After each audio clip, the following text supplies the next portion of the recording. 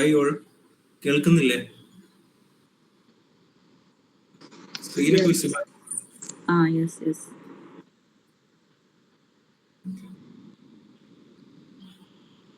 Okay, നമുക്ക് start ചെയ്യാം.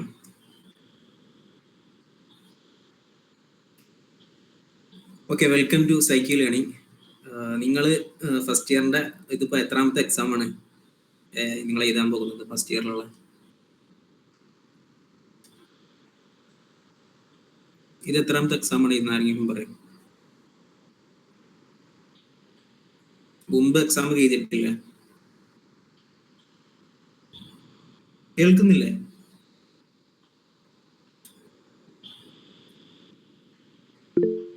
Hello,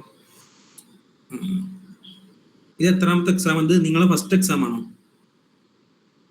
fifth exam അല്ലേ? Okay okay. അപ്പോൾ എല്ലാവരും മുമ്പ് എക്സാം എഴുതിയിട്ടുണ്ടല്ലേ? Yes, third exam. Okay, exam എഴുതിയിട്ട് എന്താണ് നിങ്ങളെ അഭിപ്രായം? 3 എക്സാം ഒക്കെ എഴുതില്ലേ, 5 എക്സാം ഒക്കെ എഴുതില്ലേ? എന്താണ് അഭിപ്രായം എക്സാമിനെ കുറിച്ചിട്ട്? സിമ്പിൾ ആണോ അതോ ടഫ് ആണോ എക്സാം പാറ്റേൺ ഒക്കെ? ആരെങ്കിലും മൈക്ക് ഓൺ ആക്കി പറഞ്ഞാൽ വളരെ ഉപകാരം. സിമ്പിൾ ആയിരുന്നു? Yes yes. ഞാനൊരു കാര്യം ചോദിക്കട്ടെ, നിങ്ങൾക്ക് ഈ എക്സാം എഴുതിയിട്ട് 2 മണിക്കൂറോ അല്ലെങ്കിൽ 3 മണിക്കൂറോ അല്ല ഉണ്ടാവുക. അപ്പോ ആർക്കെങ്കിലും 3 മണിക്കൂർ എക്സാം എഴുതിയിട്ടും ഇത് സമയം തികയാതെ വന്നിട്ടുണ്ടോ?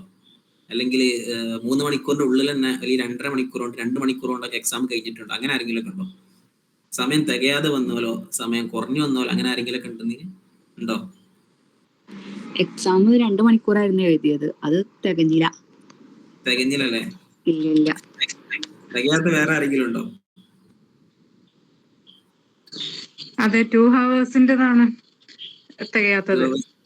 3 ഹവേഴ്സ് കുഴപ്പമില്ല. BPC 101 2 അവർ ആണ് തോന്നുന്നുണ്ട് അല്ലേ? 2 അവർ എക്സാം അല്ലേ? യെസ്. അതെ. അപ്പൊ നമുക്ക് 5 ക്വസ്റ്റ്യൻസ് ആണ് അറ്റൻഡ് ചെയ്യാണ്ടാവുക. അപ്പോ ഞാൻ എപ്പോഴും പറയുന്ന കാര്യമാണ് എന്ത്, എക്സാമിന് പോകുന്ന സമയത്ത് നിങ്ങളുടെ കയ്യിൽ വാച്ച് മസ്റ്റാണ്. വാച്ച് ഉണ്ടെങ്കിലേ നമുക്ക് എന്ത് ചെയ്യുള്ളൂ, സമയം കൺട്രോൾ ചെയ്ത് എഴുതാൻ കഴിയുള്ളൂ. എക്സാമ്പിൾ വേറെ ഒന്നും കയറ്റാൻ സമ്മതിക്കില്ലല്ലോ. അപ്പൊ എല്ലാവരുടെ കയ്യിലും ഒരു വാച്ച് ഉണ്ടായിരിക്കണം. ഓടുന്ന വാച്ച് തന്നെ ആയിരിക്കണം. പിന്നെ വേറെ പറയാനുള്ള ഒരു കാര്യം എന്ന് വെച്ചാൽ, ഒരു ക്വസ്റ്റ്യൻ എന്ത് ചെയ്യാം, പരമാവധി ഇതൊക്കെ ഞാൻ ഒരു ഇൻട്രൊഡക്ഷൻ ആയിട്ട് പറഞ്ഞുതരാം കേട്ടോ. ഒരു ക്വസ്റ്റ്യന് കൃത്യം ഒരു 30 മിനിറ്റ് എടുത്താൽ 20 മിനിറ്റ് എടുത്താൽ എന്ത് ചെയ്യും, 5 ക്വസ്റ്റ്യൻസ് അല്ല, എത്ര സമയം ഉണ്ടാവും? 20 or 25 എടുത്താൽ ബാക്കി കുറച്ച് സമയം കൂടി ഉണ്ടാവും. ആ സമയത്ത് എന്ത് ചെയ്യാം, അവസാനത്തേക്ക് ഒരു 15 മിനിറ്റോ 20 മിനിറ്റോ ഒക്കെ പിന്നീട് ബാക്കി ഉണ്ടാവും. ആ സമയത്ത് എന്ത് ചെയ്യാം, ഇപ്പൊ ഞാൻ ഉദാഹരണം പറയുകയാണെന്നുണ്ടെങ്കിൽ, ഒന്നാമത്തെ ക്വസ്റ്റ്യന്റെ ആൻസർ ഇതാണ്. ആൻസർ എഴുതുന്ന സമയത്ത് നിങ്ങളൊരു 300 വേർഡ്സിലുള്ള ആൻസർ ആയിരിക്കും ഉണ്ടാവുക 20 മാർക്കിന്. ആ ഒരു സമയത്ത് എന്ത് ചെയ്യുക, ഒരു 2 പേജ് അല്ലെങ്കിൽ 2.5 പേജൊക്കെ എഴുതുന്ന സമയത്ത് ആ ഒരു ടൈം ആവും. എഴുതുന്ന സമയം എന്ത് ചെയ്യുക, നമ്മളെ ബാച്ചിലൂടെ നോക്കുക 20 മിനിറ്റിൽ കവിഞ്ഞിട്ടുണ്ടോ അല്ലെങ്കിൽ 25 മിനിറ്റിലൊക്കെ കവിഞ്ഞിട്ടുണ്ടോ എന്ന് നോക്കുക. ആ സ്പോട്ടിൽ ആ സമയത്ത് എന്ത് ചെയ്യാം, നമ്മൾ എന്ത് ചെയ്യാം, ആ ക്വസ്റ്റ്യൻ അവിടെ സ്റ്റോപ്പ് ചെയ്യാം. എന്നിട്ട് എന്ത് ചെയ്യാം, അടുത്ത ക്വസ്റ്റ്യനിലേക്ക് ഉടനെ കിടക്കുക. അതുപോലെ വേറെ ശ്രദ്ധിക്കേണ്ട കാര്യമാണ് എന്ത്, നിങ്ങൾക്ക് ഏറ്റവും നന്നായിട്ട് അറിയുന്ന, ഇത് പെർഫെക്റ്റ് ആയിട്ട് എനിക്ക് എക്സിക്യൂട്ട് ചെയ്യാൻ കഴിയും എന്നുള്ള ഉറപ്പുള്ള വിശ്വാസമുള്ള ക്വസ്റ്റ്യൻസ് എന്ത് ചെയ്യാം, തുടക്കത്തിൽ തന്നെ എഴുതാൻ ശ്രമിക്കുക. എക്സാമിന്റെ ടിപ്സും കാര്യങ്ങളൊക്കെ ഇതിനിടയിൽ കൂടെ ഇങ്ങനെ പറയും. അപ്പൊ എന്ത് ചെയ്യാം, അതൊക്കെ ഒന്ന് ശ്രദ്ധിക്കാം. അപ്പോൾ നമ്മൾ PYQ സെഷന് സ്റ്റാർട്ട് ചെയ്തിട്ട് ജൂൺ എക്സാം തുടങ്ങിയ മുതൽ തന്നെ സ്റ്റാർട്ട് ചെയ്തിട്ടുണ്ട്. സെക്കൻഡ് ഇയറിലെ പല പേപ്പറുകളൊക്കെ ഏകദേശം കംപ്ലീറ്റ് ആയിട്ടുണ്ട്. ഫസ്റ്റ് ഇയറിന്റെ എക്സാം ഇനി വരുന്നേ ഉള്ളൂ അല്ലെ? ജൂൺ 6, 7, 8 എക്സാം ഇല്ലേ? ജൂൺ 7, 8, 9 നിങ്ങളെ പ്രധാനപ്പെട്ട BPC സബ്ജക്റ്റുള്ള എക്സാം ഇനി വരുന്നേ ഉള്ളൂ. 7, 8, 9 അല്ലേ? ഓക്കെ. അപ്പം ഇനി വരുന്ന ദിവസങ്ങളിൽ നിങ്ങളെ നാളെ മറ്റന്നാളൊക്കെ ഉണ്ടാകാൻ ചാൻസ് ഉണ്ട്. എന്തായാലും ഗ്രൂപ്പിൽ എല്ലാവരും അലർട്ടായിരിക്കാം, അതാണ് ആദ്യമേ പറയാനുള്ളത്. പിന്നെ ഈ paper introduction to psychology book എല്ലാവരും ഒരട്ടെങ്കിലും വായിച്ചാറില്ലേ? അറ്റ്ലീസ്റ്റ് ഒരു തവണയെങ്കിലും ആ ഒരു ബുക്ക് കവർ ചെയ്ത ആൾക്കാരല്ലേ? വായിക്കാതെ വന്നവരുണ്ടോ? ഒന്നും അറിയാതെ വന്നവരുണ്ടോ? ആദ്യമായിട്ട് ഇരിക്കുന്നവരുണ്ടോ? യെസ്. നമ്മൾ VYQ സെഷൻ വരുമ്പം എന്ത് ചെയ്യാം, നമ്മൾ 9 മണിക്കൂറോ 10 മണിക്കൂറൊക്കെ ആയിട്ടാണ് ഈ ഒരു പേപ്പർ കവർ ചെയ്തിട്ടുള്ളത്. ഇതിന്റെ ക്ലാസ്സുകളും കാര്യങ്ങളൊക്കെ നമ്മളെ വെബ്സൈറ്റിലുണ്ട്. അപ്പോൾ ആർക്കെങ്കിലും ആവശ്യം ഉണ്ടെന്നുണ്ടെങ്കിൽ അറിയിക്കാം. അപ്പോൾ നമ്മൾ 9-10 മണിക്കൂറിന്റെ അടുത്ത് ഏകദേശം വന്നിട്ടുണ്ട്, 9 മണിക്കൂറിന്റെ അടുത്തൊക്കെ. അപ്പൊ ഈ ഒരു ബുക്കാണ് എന്ത് ഏകദേശം ഒരു അരമണിക്കൂറിലോ 3/4 മണിക്കൂറിന്റെ ഉള്ളിലൊക്കെ നമ്മൾ തീർക്കാൻ പോകുന്നത്. അപ്പം ആദ്യമേ പറയാണ്, ക്വസ്റ്റ്യൻ വായിക്കും, ക്വസ്റ്റ്യൻ ജസ്റ്റ് എങ്ങനെ ആൻസർ ചെയ്യേണ്ട രൂപം ജസ്റ്റ് ഒന്ന് പറയും. നിങ്ങൾ കയ്യിൽ എന്തായാലും ടെക്സ്റ്റ് ബുക്ക് ഉണ്ടായിരിക്കണം. ടെക്സ്റ്റ് ബുക്ക് എല്ലാവരുടെ അടുത്തും ഇല്ലേ? എൻ്റെ മുന്നിൽ നിൽക്കുന്ന എല്ലാവരുടെ കയ്യിലും ടെക്സ്റ്റ് ബുക്ക് ഉണ്ടായിരിക്കണം, ഒരു പേൻ ഉണ്ടായിരിക്കണം. ഞാൻ പ്രധാനപ്പെട്ട ഭാഗങ്ങൾ പറയുമ്പോൾ ആ ഭാഗങ്ങളൊക്കെ ഒന്ന് അണ്ടർലൈൻ ചെയ്തിടണം. അല്ലാതെ ടെക്സ്റ്റ് ബുക്ക് ഇല്ലേ? ടെക്സ്റ്റ് ബുക്ക് ഇല്ലാതെ വെറുതെ ഇങ്ങനെ വന്ന് ആവിയായിട്ട് ഇതൊരു കഥ കേട്ടു പോണ മോഡലിൽ കുത്തിരിക്കുന്ന ആരെയും ഉണ്ടോ? ഇല്ലല്ലോ, ഇല്ലാന്ന് വിശ്വസിക്കുന്നത്. ഓക്കെ,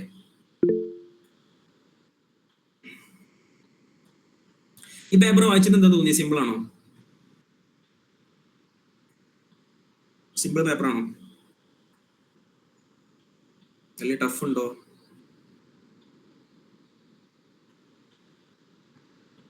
നിങ്ങൾ ആരെങ്കിലും ഒന്ന് ഇന്ററാക്ട് ചെയ്തോ? ഇന്ററാക്ട് ചെയ്യുമ്പോഴാണ് മറ്റേത് ഞാൻ ഒറ്റയ്ക്ക് ഇങ്ങനെ പറയുന്നത് വലിയ കുഴപ്പം തോന്നിയില്ല.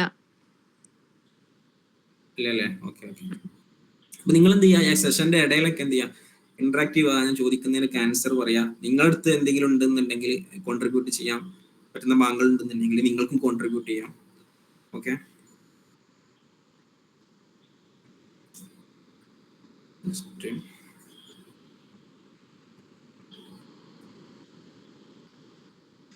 ഓക്കെ, നമുക്ക് എന്ത് ചെയ്യാം, സ്റ്റാർട്ട് ചെയ്യാം. ഒന്നാമത്തെ unit origin of psychology. Origin of സൈക്കോളജിയിൽ നിങ്ങൾ ഫസ്റ്റ് ക്വസ്റ്റ്യൻ ശ്രദ്ധിക്കുക. Define psychology and it's scope, explain its origin or historical development. ഈ ക്വസ്റ്റ്യൻ വായിക്കുന്നതിന് കൂടെ എന്ത് ചെയ്യുക, നിങ്ങൾ അതിനടിയിൽ കൊടുത്തിട്ടുള്ള ഡിസംബർ 2022 അതൊന്നും കൂടി ശ്രദ്ധിക്കട്ടോ. കാരണം 3 വർഷങ്ങളിൽ ഈ ക്വസ്റ്റ്യൻസ് അങ്ങോട്ടും ഇങ്ങോട്ടൊക്കെ തല തിരിച്ച് അങ്ങോട്ടും ഇങ്ങോട്ടൊക്കെ മാറി മറിഞ്ഞ് വന്നിട്ടുണ്ട്. എക്സാം ക്വസ്റ്റ്യന്റെ പാറ്റേൺ സെയിം തന്നെയാണ്. Define psychology and scope, explain its origin or historical development. അപ്പം 3 വർഷത്തെ എക്സാമിൽ എന്ത് ചെയ്തിട്ടുണ്ട്, ഈ ഒരു ഭാഗത്ത് നിന്ന് ക്വസ്റ്റ്യൻ വന്നിട്ടുണ്ട്. അപ്പൊ എന്താ ഇമ്പോർട്ടന്റ് ആയിട്ട് എന്ത് ചെയ്യാ, നിങ്ങൾ ഈ ക്വസ്റ്റ്യൻ ഒന്ന് പഠിച്ചിരിക്കണം. കാരണം ഞാൻ ആദ്യം പറയാണ്, ഈ ഒരു 3/4 മണിക്കൂർ 1 മണിക്കൂർ നിങ്ങൾ ഇവിടെ ഇരുന്നാൽ നിങ്ങൾക്ക് ഒരിക്കലും വേസ്റ്റ് ആവില്ല കേട്ടോ. ഞാൻ ഷുവർ തരാം, നിങ്ങൾക്ക് എന്തായാലും സിമ്പിൾ ആയിട്ടുള്ള ജയിക്കാനുള്ള ടിപ്സും കണ്ടന്റും കാര്യങ്ങളും ഈ 1 മണിക്കൂറിൽ നിങ്ങൾ എന്ത് ചെയ്യുക, എൻ്റെ കൂടെ തന്നെ നിന്നാൽ നിങ്ങൾക്ക് സിമ്പിൾ ആയിട്ട് എന്ത് ചെയ്യാം, ക്രാക്ക് ചെയ്യാൻ കഴിയും. ആ ഒരു കാര്യം ഞാൻ നിങ്ങൾക്ക് എന്ത് ചെയ്യാം, ഉറപ്പ് തരാം കേട്ടോ. അപ്പോൾ ഡിഫൈൻ സൈക്കോളജി ആൻഡ് സ്കോപ്പ്. അപ്പോൾ നമ്മളിങ്ങനെ ക്വസ്റ്റ്യൻ വരുന്ന സമയത്ത് എഴുതേണ്ട ഒരു പാറ്റേൺ എന്ന് വെച്ചാൽ, ആദ്യം എന്ത് ചെയ്യാം, സൈക്കോളജിന്റെ ഡെഫിനിഷൻ ചെയ്താൽ എന്താ, സൈക്കോളജിയുടെ ഡെഫിനിഷൻ എന്താ? What is the definition of psychology? Study of behavior and mental process. Yes, very good. ആരാണ് പറഞ്ഞ? ഫർസാൻ അല്ലേ? ഓക്കെ. അപ്പൊ എല്ലാവരും ഒന്ന് ഇന്ററാക്ട് ചെയ്യാൻ ശ്രമിക്കട്ടോ. Study of human behaviour and mental process. അപ്പൊ ഇങ്ങനെ ഒരു ക്വസ്റ്റ്യൻ വരുന്ന സമയത്ത് എന്ത് ചെയ്യുക, ഡിഫൈൻ സൈക്കോളജി എന്നുള്ള ആ ഭാഗങ്ങൾ വരുമ്പം ഫസ്റ്റ് തന്നെ സൈക്കോളജിക്ക് ഒരു ഡെഫിനിഷൻ കൊടുക്കുക. പിന്നെ കുറച്ച് ഭാഗങ്ങൾ നിങ്ങളുടേതായ കുറച്ച് നിങ്ങൾക്ക് സൈക്കോളജിയിൽ ഉള്ള കോൺട്രിബ്യൂഷൻ കുറച്ച് എന്ത് ചെയ്യുക, എഴുതാൻ പറ്റുള്ളൂ. ടെക്സ്റ്റ് ബുക്ക് എന്ത് ചെയ്യുക, ഏകദേശം യൂണിറ്റ് ഒക്കെ ഒന്ന് കവർ ചെയ്തിരിക്കണ്ടോ. പിന്നെ അതുപോലെ explain its origin or historical development. അപ്പൊ ഒരുപാട് 3 ഭാഗങ്ങളാണ് ഇപ്പം ഈ ഒരു ക്വസ്റ്റ്യനിൽ നമുക്ക് കവർ ചെയ്യാൻ കഴിയുക. ഒന്ന് ഡെഫിനിഷൻ ഓഫ് സൈക്കോളജി എഴുതാൻ കഴിയും. അതൊരു ഒരു ഹാഫ് പേജിലൊക്കെ എന്ത് ചെയ്യുക, ആ ഒരു കണ്ടന്റ് ഡെഫിനിഷൻ ഓഫ് സൈക്കോളജി, പിന്നെ കുറച്ച് ഭാഗങ്ങളൊക്കെ നിങ്ങൾക്ക് എന്ത് ചെയ്യാം, ആഡ് ചെയ്യാം. പിന്നെ സ്കോപ്പ് ഓഫ് സൈക്കോളജി അവിടെ ചോദിക്കുന്നുണ്ട് ആ ഒരു ക്വസ്റ്റ്യനിൽ തന്നെ. അതുപോലെ ഒറിജിൻ അല്ലെങ്കിൽ ഹിസ്റ്റോറിക്കൽ ഡെവലപ്മെന്റ് കൂടി ചോദിക്കുന്നുണ്ട്. അപ്പൊ 3 ഭാഗങ്ങൾ ഈ ക്വസ്റ്റ്യനിൽ തന്നെ ചോദിക്കുന്നുണ്ട് കേട്ടോ. അത് ശ്രദ്ധിക്കുക. അപ്പൊ സിമ്പിൾ ആയിട്ട് എന്ത് ചെയ്യാം, നിങ്ങൾക്ക് 3 പേജ് സിമ്പിൾ ആയിട്ട് എഴുതാൻ കഴിയും. ഡിഫൈൻ സൈക്കോളജി എന്നുള്ള ഒരു ഹാഫ് പേജിൽ നിങ്ങൾക്ക് എഴുതാൻ കഴിയും. പിന്നെ സ്കോപ്പ് ഓഫ് സൈക്കോളജിയിൽ ഒരുപാടുണ്ട്, നിങ്ങൾ ടെക്സ്റ്റ് ബുക്കിൽ വായിച്ചിട്ടുണ്ടാവും. എന്തൊക്കെയാണ് സ്കോപ്പ് ഓഫ് സൈക്കോളജി, സൈക്കോളജിന്റെ സ്കോപ്പ്. ഇവിടെ ഉദ്ദേശം എന്താണ്, സബ് ഫീൽഡ് ആണോ എന്തൊക്കെ.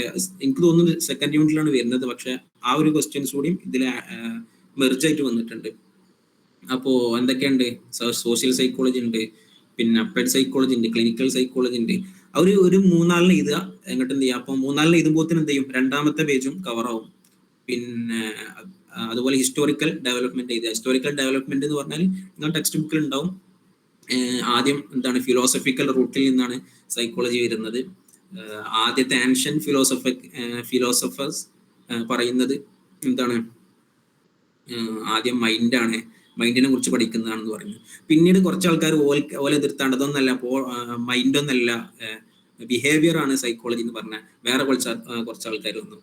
അങ്ങനെ തുടങ്ങി എന്ത് ചെയ്തു, അങ്ങനെ പല ചർച്ചകൾ അങ്ങോട്ടും ഇങ്ങോട്ടും ഇങ്ങനെ നടന്ന് എന്ത് ചെയ്യുന്നു, അവസാനം 1800 വർഷത്തിലാണ് ലബോറട്ടറി വരുന്നത്, ഫസ്റ്റ് ലബോറട്ടറി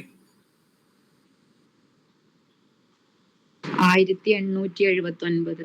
ഓക്കെ, 1879 എന്ത് ഫസ്റ്റ് ആയിട്ട് എന്ത് സൈക്കോളജിന്റെ ലബോറട്ടറി വരുന്നത് ജർമ്മനിയിലാണ്.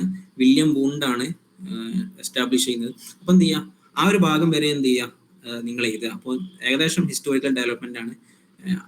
അപ്പം എന്താണ്, ഈ ഒരു അത്രയും കാലം അങ്ങോട്ടും ഇങ്ങോട്ടും ഇങ്ങനെ പരസ്പരം അങ്ങോട്ട് ഫിലോസഫി അങ്ങനെ പറഞ്ഞല്ലാതെ എന്ത് ചെയ്തു, ഒരു ലബോറട്ടറി സെറ്റപ്പിലേക്ക് അല്ലെങ്കിൽ ഒരു ഹിസ്റ്റോറിക്കൽ ഡെവലപ്മെന്റിലേക്ക് എന്ത് കൊണ്ടുവരുന്ന ആരാണ്, വില്യം വൂണ്ടിനാണ്, സൈക്കോളജിനെ. അപ്പൊ എന്ത് ചെയ്യാം, ആ ഭാഗങ്ങൾ വരെ ഏകദേശം എഴുതിയാൽ ഒരു 3 പേജായി. സിമ്പിൾ ആയിട്ട് എന്ത് ചെയ്യാം, നിങ്ങൾക്ക് എന്ത് ചെയ്യാം, 10-20 മാർക്കൊക്കെ, എത്ര മാർക്കിനാണ് ചോദിക്കുന്നത്, 6 മാർക്ക് കവർ ചെയ്യാൻ കഴിയും. ഇനി സെക്കൻഡ് ക്വസ്റ്റ്യനിലേക്ക് വരാം. അപ്പോൾ മനസ്സിലായില്ലേ, ഞാൻ കൂടുതൽ വിശദീകരിക്കില്ല, കാരണം 1 മണിക്കൂറൊക്കെ ഉണ്ടാവുള്ളൂ നമുക്ക് സമയം. അപ്പൊ ഞാൻ ഇങ്ങനെ ജസ്റ്റ് പറഞ്ഞു പോകുള്ളൂ. നിങ്ങൾ ടെക്സ്റ്റ് ബുക്കിൽ എന്ത് ചെയ്യണം, കൃത്യമായിട്ട് എൻ്റെ കൂടെ വരണം. ഓക്കെ അല്ലേ? അടുത്ത right short notes on historical development of psychology. അപ്പൊ നമ്മൾ പറഞ്ഞു കഴിഞ്ഞു അതിനെ കുറിച്ചിട്ട്. പിന്നെ സൈക്കോളജി ആസ് എ സയൻസ് എന്നുള്ള ചോദ്യം വന്നിട്ടുണ്ട്. അതായത് റൈറ്റ് ഷോർട്ട് നോട്ട്സ് ഓൺ എന്ന് കൊടുത്തിട്ട് എന്ത് ചെയ്യും, നിങ്ങൾ മുമ്പ് എക്സാം എഴുതിയിട്ടുണ്ടാവും, മനസ്സിലായിട്ടുണ്ടാവും. അങ്ങനെ 2 ക്വസ്റ്റ്യൻ A, B എന്ന് കൊടുക്കും. അപ്പൊ എന്ത് ചെയ്യും, അങ്ങനെ ഞാൻ പറഞ്ഞു അങ്ങനെ ക്വസ്റ്റ്യൻ വന്നാൽ എന്ത് ചെയ്യണം, നിങ്ങൾ ശ്രദ്ധിക്കേണ്ട ഒരു കാര്യമാണ്. അങ്ങനെ ക്വസ്റ്റ്യൻ വന്നാൽ റൈറ്റ് ഷോർട്ട്സ് വന്നിട്ട് 2 ക്വസ്റ്റ്യൻസ് A, B അങ്ങനെ വരികയാണെന്നുണ്ടെങ്കിൽ ശ്രദ്ധിക്കേണ്ട കാര്യം, 2 ക്വസ്റ്റ്യൻ നിങ്ങൾക്ക് ഉത്തരം അറിയും എന്നുണ്ടെങ്കിൽ മാത്രമേ ആ ക്വസ്റ്റ്യൻ അറ്റൻഡ് ചെയ്താൽ മതി. അല്ലെങ്കിൽ എന്ത് ചെയ്യും, ഇത് 10 മാർക്കിനും 10 മാർക്കിനായിട്ടായിരിക്കും ഉണ്ടാവുക. അപ്പൊ നമുക്ക് ഒരു 10 മാർക്കേ കിട്ടുള്ളൂ. അങ്ങനെ ഒരു ചെറിയ പ്രശ്നമാണ്. അപ്പം രണ്ടും കൃത്യമായിട്ട് അറിയണമെന്നുണ്ടെങ്കിൽ എന്ത് ചെയ്യുക, ഇങ്ങനെ വരുന്ന ക്വസ്റ്റ്യൻസിന് അഡ്രസ് ചെയ്യുക. അപ്പോൾ സൈക്കോളജി ആസ് എ സയൻസ് എന്നുള്ള ടെക്സ്റ്റ് ബുക്കിൽ കൃത്യമായിട്ട് കൊടുക്കുന്നുണ്ട്. എന്താണ് സയൻസ് എന്ന് പറഞ്ഞാൽ ഒബ്സർവേഷൻ ആണ്, പിന്നെ ഒബ്ജക്റ്റീവ് ആണ്, സിസ്റ്റമാറ്റിക് ആണ്, ജനറലൈസേഷൻ, എക്സ്പ്ലെയിൻ ബിഹേവിയർ, അങ്ങനെയൊക്കെ എന്ത് ചെയ്യുന്നു, സയൻസിനെ കുറിച്ച് പറയുന്നുണ്ട്. അപ്പൊ ആ ഭാഗങ്ങൾ എന്ത് ചെയ്യാം ശ്രദ്ധിക്കുക. ഡിസംബർ 2022 മാത്രമേ ചോദിച്ചിട്ടുള്ളൂ. പിന്നെ സൈക്കോളജി ഇൻ ഇന്ത്യയിലെ സൈക്കോളജി, ഇതൊക്കെ ഒരു വർഷം ചോദിച്ചു, ജൂൺ 2023 ചോദിച്ചിട്ടുള്ളൂ. അതായത് സൈക്കോളജി ഇൻ ഇന്ത്യയിൽ വരുന്നത് എങ്ങനെ സൈക്കോളജി ഇന്ത്യയിലേക്ക് വന്നു എന്നാണ്. അങ്ങനെ ചോദ്യം വരികയാണെന്നുണ്ടെങ്കിൽ ഒക്കെ എന്ത് ചെയ്യാം, നിങ്ങൾക്കൊരു 2-3 പേജ് എഴുതണം, അല്ലെങ്കിൽ 1 പേജൊക്കെ എഴുതണം, 2 പേജൊക്കെ എഴുതണം എന്നുണ്ടെങ്കിൽ ഫസ്റ്റ് മുതലേ എഴുതാം. ഹിസ്റ്റോറിക്കൽ ഡെവലപ്മെന്റ് ഒക്കെ ഇതിൽ ആഡ് ചെയ്തിട്ട് എന്ത് ചെയ്യാം, സൈക്കോളജി ഇൻ ഇന്ത്യ എന്ന് എന്ത് ചെയ്യാം, ഒരു ഹാഫ് പേജിലൊക്കെ എത്തുമ്പോഴത്തേന്, അല്ലെങ്കിൽ 1 പേജൊക്കെ കവർ ചെയ്യുമ്പോഴത്തേന് അങ്ങനെ ഹെഡിങ് എന്ത് ചെയ്യാം, സൈക്കോളജി ഇൻ ഇന്ത്യ എന്ന് കൊടുത്തിട്ട് എന്ത് ചെയ്യാം, ഇന്ത്യയിലെ സൈക്കോളജി എങ്ങനെ വന്നു, ഉപനിഷത്ത്, അതുപോലെ ബുദ്ധിസം എന്നീ ആശയങ്ങളിലൂടെയാണ് എന്ത് സൈക്കോളജി ഇന്ത്യയിലേക്ക് വരുന്നത്. പിന്നെ അതുപോലെ അതിൽ പ്രധാനപ്പെട്ട ഒരു കോൺട്രിബ്യൂഷൻ കൊടുക്കുന്നത് സെൻഗുപ്ത എന്ന് പറയുന്ന സൈക്കോളജിസ്റ്റ് ആണ്. 1916 കൽക്കട്ട യൂണിവേഴ്സിറ്റിയിൽ 1916 തോന്നുന്നു അല്ലെ, അങ്ങനല്ലേ, 16 തോന്നുന്നു 16 ആണെന്നാണ്. 1916 കൽക്കട്ട യൂണിവേഴ്സിറ്റിയിൽ എന്ത് ചെയ്യും, സൈക്കോളജി ഡിപ്പാർട്ട്മെന്റ് ആദ്യമായിട്ട് കൊണ്ടുവരുന്നു. അതിനോടേക്ക് പിന്നെന്ത് ചെയ്യാം, അങ്ങനെ എഴുതി വെക്കാനെ. അത്രേ ഉള്ളൂ ഫസ്റ്റ് യൂണിറ്റിൽ, ഒറിജിൻ ഓഫ് സൈക്കോളജിയിൽ. അപ്പൊ ഫസ്റ്റ് യൂണിറ്റ് ഏകദേശം എല്ലാവർക്കും ഫസ്റ്റ് യൂണിറ്റിൽ നിന്ന് ഏത് ചോദ്യം വന്നാലും 10 മാർക്ക് കിട്ടുന്ന ഉറപ്പല്ലേ, 20 മാർക്ക് കിട്ടുന്ന ഉറപ്പല്ലേ. നിങ്ങൾ ക്വസ്റ്റ്യന്റെ പാറ്റേൺ ശ്രദ്ധിച്ചു ഏകദേശം ഒക്കെ ഒരു മോഡലാണ് വരുന്നത്. നിങ്ങൾക്ക് ഏത് ക്വസ്റ്റ്യൻ വന്നാലും സൈക്കോളജി മുതൽ ഞാൻ ഏത് തുടങ്ങി വെക്കാൻ പറ്റും. ഓക്കെ അല്ലേ? ഫസ്റ്റ് യൂണിറ്റ് ഓക്കെ അല്ലേ?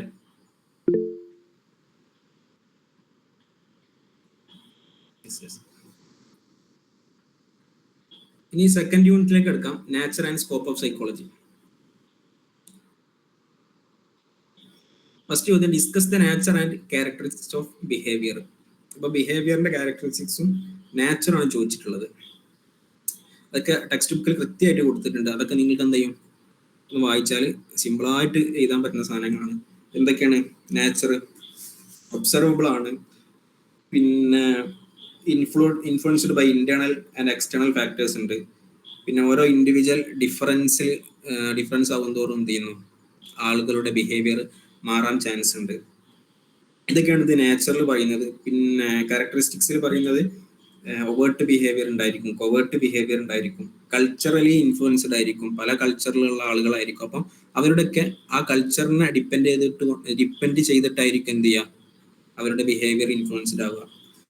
പിന്നെ കോണ്ടെക്സ്റ്റ് ബേസ്ഡ് ആയിരിക്കും. അങ്ങനെ തുടങ്ങിയ കുറെ കാര്യങ്ങൾ എന്ത് ചെയ്യുന്നുണ്ട്, ടെക്സ്റ്റ് ബുക്കിൽ പറയുന്നുണ്ട്. അപ്പൊ എന്ത് ചെയ്യാം, നിങ്ങൾ എന്ത് ചെയ്യാം, അതൊക്കെ ജസ്റ്റ് ഒന്ന് അണ്ടർലൈൻ ചെയ്തിടാം. അപ്പോൾ ഈ രണ്ടാമത്തെ യൂണിറ്റിൽ നിന്ന് ചോദ്യം വരികയാണെന്നുണ്ടെങ്കിൽ ഒന്ന് ഈ ക്വസ്റ്റ്യൻ ആയിരിക്കും വരിക, അല്ലെങ്കിൽ എന്ത് ചെയ്യാം, രണ്ടാമത്തെ ക്വസ്റ്റ്യൻ വരാൻ സാധ്യതയുള്ള സബ് ഫീൽഡ് ഓഫ് സൈക്കോളജി, സൈക്കോളജിന്റെ സബ് ഫീൽഡ്. ഈ ഒരു ക്വസ്റ്റ്യൻ വന്നാൽ നിങ്ങൾ എന്ത് ചെയ്യണം, തകർക്കണം. കാരണം അത്രയും കണ്ടന്റ്, നമുക്ക് അറിയുന്ന എല്ലാ കണ്ടന്റും എന്ത് ചെയ്യാം, സബ് ഫീൽഡ് ഓഫ് സൈക്കോളജിയിൽ കൊടുക്കുക. കുറച്ച് sub field of psychology just ഒന്ന് പറഞ്ഞാണി, ഓരോരുത്തരെ അറിയുന്നതൊക്കെ ഒന്ന് ജസ്റ്റ് പറഞ്ഞാണി. നിങ്ങൾക്ക് തന്നെ അറിയല്ലോ ഓരോ സബ് ഫീൽഡ് എന്ന് പറയും. Biopsychology, cognitive psychology, comparative psychology, sports psychology, very very good. School psychology, medical psychology, clinical psychology, personality psychology, military psychology, sports psychology, എന്ത് സ്പോർട്സോ ഫോറൻസിക്കോ എന്താ പറഞ്ഞു? Cognitive psychology, very good very good. എൻവയോൺമെന്റൽ psychology, yes. Industrial organisational psychology, organisational behaviour. Okay yes. ഇനി വേറെ എന്തെങ്കിലും ഉണ്ടോ? Educational counselling psychology, yeah business psychology, consumer psychology, very good clinical psychology, social psychology, community psychology. Okay. അപ്പൊ നിങ്ങൾക്ക് എല്ലാം അറിയാലോ. അപ്പൊ സബ് ഫീൽഡ് ഓഫ് സൈക്കോളജി എന്നുള്ള ക്വസ്റ്റ്യൻ വന്നാൽ എന്ത് ചെയ്യാ, തകർക്കുക. അപ്പൊ ഞാൻ ആ ക്വസ്റ്റ്യൻ നിങ്ങൾക്ക് തന്നെ വിട്ടുന്നു കേട്ടോ. ഇങ്ങനെ ഒരു ക്വസ്റ്റ്യൻ വന്നാൽ എന്ത് ചെയ്യാ, എണ്ണം ജസ്റ്റ് ഒന്ന് ഓർക്കുക, അങ്ങോട്ട് എന്ത് ചെയ്യാ, ജസ്റ്റ് ഒന്ന് അടിച്ചു വിടുക. അത്രയും പറയാനുള്ളൂ. എന്ത് ചെയ്യാം, അപ്പൊ ഈ ക്വസ്റ്റ്യൻ വന്നാൽ എന്ത് ചെയ്യാ, നിങ്ങൾ തകർക്കണം കേട്ടോ. 3 പേജല്ല, 4 പേജ്, 5 പേജിലൊക്കെ നിങ്ങൾക്ക് എന്ത് ചെയ്യാം, ഈ ഒരു ക്വസ്റ്റ്യൻ വന്നാൽ എഴുതി കഴിയും. അപ്പോ അതെന്താ എന്താണ് ജസ്റ്റ് കൂടി ഒന്ന് കൗൺസിലിംഗ് സൈക്കോളജി കഴിഞ്ഞിട്ട് എന്താണ് കൗൺസിലിംഗ് സൈക്കോളജി എന്ന് ഉദ്ദേശിച്ചും കൂടി ജസ്റ്റ് 2-3 വരിയിൽ അടുത്ത് എഴുതുക, 2-3 വരി എഴുതാം. അതൊക്കെ ശ്രദ്ധിക്കുക. അപ്പോ രണ്ടാമത്തെ യൂണിറ്റിൽ നിന്ന് ഈ 2 ക്വസ്റ്റ്യൻസ് വരാനേ സാധ്യത ഉണ്ടാവും കേട്ടോ. ഇത് ജസ്റ്റ് ഒന്ന് നോട്ട് ചെയ്ത് വെക്കാം. പിന്നെ മൂന്നാമത്തെ യൂണിറ്റിലേക്ക് എടുക്കാം.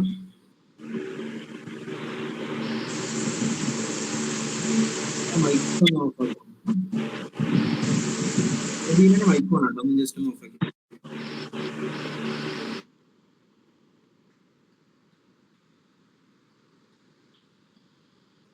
അത് കാണുന്നില്ലേ? നേച്ചർ ആൻഡ്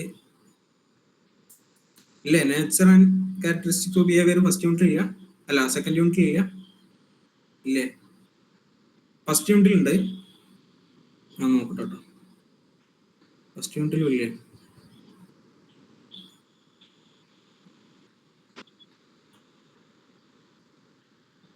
ഫസ്റ്റ് യൂണിറ്റിൽ ഉണ്ടല്ലോ നേച്ചർ ആൻഡ് ക്യാരക്ടറിസ്റ്റിക്സ്. ഫസ്റ്റ് യൂണിറ്റിലാണ് ഉള്ളത്. എന്ത് ചെയ്യാം, അത് അങ്ങോട്ടും ഇങ്ങോട്ട് മാറിപ്പോയതാണ്, സോറി. ഫസ്റ്റ് യൂണിറ്റിലാണ് ഉള്ളത്. Nature and characteristics of behaviour first യൂണിറ്റിലാണ് ഉള്ളത്.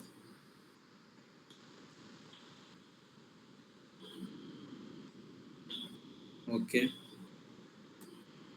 ഇനി ബിഹേവിയറിന്റെ ക്വസ്റ്റ്യൻ വന്നാലാണോ ആ മറ്റേ നമുക്ക് കുറെ പോയിന്റ്സ് തന്നിട്ടില്ലേ ടെക്സ്റ്റിൽ, അതൊക്കെ എഴുതേണ്ടത്? ആ nature and characteristics of behaviour ടെക്സ്റ്റിലുള്ള പോയിന്റുകളൊക്കെ നിങ്ങൾക്ക് എഴുതിയേക്കാം. ഒരു 2-3 ലൈന് മാത്രം അങ്ങനെ ആക്കി എഴുതാ ചെയ്യാ. അതിപ്പോ nature and characteristics of behaviour എന്നൊരു ക്വസ്റ്റ്യൻ വന്നാൽ നിങ്ങൾ എന്ത് ചെയ്യാം, ബിഹേവിയർ എന്നുള്ള ഒരു ഹെഡിങ് ഇടുക, എന്താണ് ബിഹേവിയർ ജസ്റ്റ് ചെയ്തുക, പിന്നെ നേച്ചർ ഓഫ് ബിഹേവിയർ എന്ന് എഴുതിയിട്ട് എന്ത് ചെയ്യുക, ഒരു സൈഡ് ഹെഡിങ് കൊടുക്കുക, എന്നിട്ട് എന്ത് ചെയ്യുക, അണ്ടർലൈൻ ചെയ്തിട്ട് അതിൻ്റെ ഇടയിൽ ഒരു 2-3 പോയിന്റ് എഴുതുക. പോയിന്റ് ചെയ്തിട്ട് എന്ത് പോയിന്റ് ചെയ്താണെന്ന് ജസ്റ്റ് ഒന്ന് വിശദീകരിക്കണ്ടോ, ഒരു 2-3 വരിയിലും ജസ്റ്റ് ഒന്ന് വിശദീകരിക്കണം. പിന്നെ നേച്ചർ കഴിഞ്ഞു, പിന്നെ ക്യാരക്ടറിസ്റ്റിക്സ് ഓഫ് ബിഹേവിയർ എന്ന് എഴുതിയിട്ട് 2-3 പോയിന്റ് എഴുതുക, അതിനെന്ത് ചെയ്യുക, ജസ്റ്റ് ഒന്ന് വിശദീകരിക്കുക. അപ്പോൾ തന്നെ ഏകദേശം ഒരു 3 പേജ് കവർ ചെയ്യാനുള്ളതായിരുന്നു. ഓക്കെ അല്ലേ?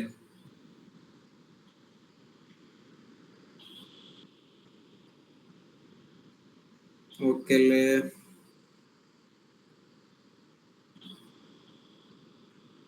അഞ്ച് മാർക്കിനല്ലേ?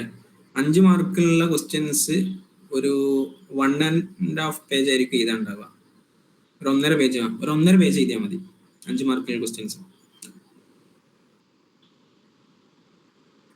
5 മാർക്കിൽ ക്വസ്റ്റ്യൻസ് ഉണ്ടോ? ബയോസൈക്കോളജിയിൽ വന്നീനു ഇതേപോലെ ഷോർട്ട് നോട്ട് എഴുതിയിട്ട് A question B question A 5 B 5 അങ്ങനെ. സാധാരണ 20 മാർക്കിനാ ഉണ്ടാവല്, പിന്നെ 10 മാർക്കിന് 10 മാർക്കിനാ വന്നിരുന്നത്.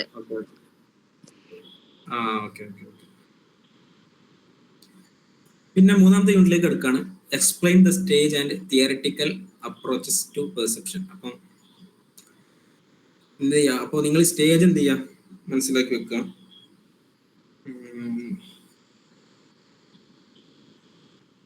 ഇതിൽ എന്തൊക്കെ ക്വസ്റ്റ്യൻസ് വന്നിട്ടുണ്ട്? Explain the stages and theoretical approach to perception.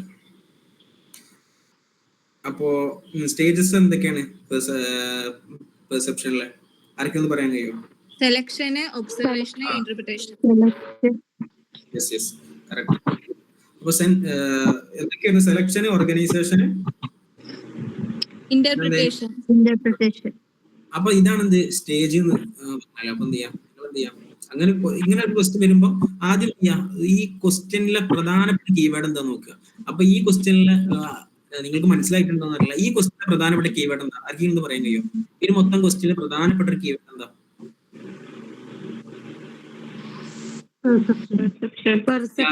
Very good perception ആണ്. അപ്പൊ എന്ത് ചെയ്യുക, നിങ്ങൾ എല്ലാ ക്വസ്റ്റ്യൻസ് കാണുമ്പോൾ എന്ത് ചെയ്യുക, ആദ്യം തന്നെ എന്ത് ചെയ്യുക, ശ്രദ്ധിക്കേണ്ട ആ ക്വസ്റ്റ്യൻസിലെ കീവേഡ് എന്താണെന്ന് നോട്ട് ചെയ്ത് വെക്കുക. ഇതൊക്കെ എക്സാമിലെ ടിപ്സ് ആട്ടോ, വേറെ നിങ്ങൾക്ക് വേറെ ഒന്നും കിട്ടൂല, കറക്റ്റ് നോട്ട് ചെയ്തോളി.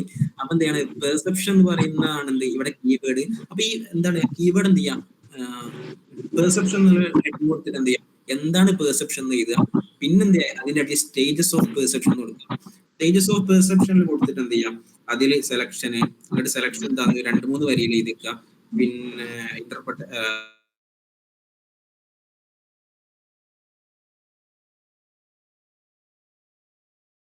പിന്നെ ഇതിൽ വരുന്ന തിയറിറ്റിക്കൽ അപ്രോച്ചസ് എന്ന് പറഞ്ഞാൽ ബോട്ടം അപ്പ് അപ്രോച്ചസ് ഉണ്ട്, പിന്നെ ടോപ്പ് ഡൗൺ അപ്രോച്ചും ഉണ്ട്. ജസ്റ്റ് എന്ത് ചെയ്യുക, ടെക്സ്റ്റ് ബുക്ക് ഒന്ന് വായിച്ചാൽ മനസ്സിലാവും. ജസ്റ്റ് ഒരു ഉദാഹരണം പറയാന്നുണ്ടെങ്കിൽ, ടോപ്പ് ഡൗൺ പ്രോസസ് എന്ന് പറഞ്ഞാൽ നമുക്കൊക്കെ ഇൻഫോർമേഷനൊക്കെ എന്തായിരിക്കും, ആദ്യമേ നമ്മുടെ മനസ്സിലുണ്ടായിരിക്കും, നമ്മൾ എക്സ്പീരിയൻസ് ചെയ്തായിരിക്കും, നമ്മുടെ അടുത്ത് അതിനെ കുറിച്ചുള്ള നോളജ് ആദ്യമേ ഉണ്ടായിരിക്കും. ഒരു ഉദാഹരണം പറയുകയാണെന്നുണ്ടെങ്കിൽ, ഒരു ക്രൗഡിന്റെ ഇടയിൽ എന്ത് ചെയ്യാം, നമ്മുടെ ഫ്രണ്ട്സിനെ, വലിയൊരു ക്രൗഡ്, ആ ക്രൗഡിൽ എന്ത് ചെയ്യാം, നമ്മുടെ ഫ്രണ്ട്സിനെ നമുക്ക് എന്ത് ചെയ്യാം മനസ്സിലാവും. കാരണം എന്താ, അയാളെ നമുക്ക് മുമ്പേ പരിചയമുണ്ട്. പിന്നെ ബോട്ടം അപ്പ് പ്രോസസ് പറഞ്ഞാലും ഒക്കെ പ്രിയർ നോളജ് ആണ്, അതായത് ന്യൂ നോളജ് ആണ്. ആദ്യമായിട്ട് നമുക്ക് എന്ത് ചെയ്യുന്നു,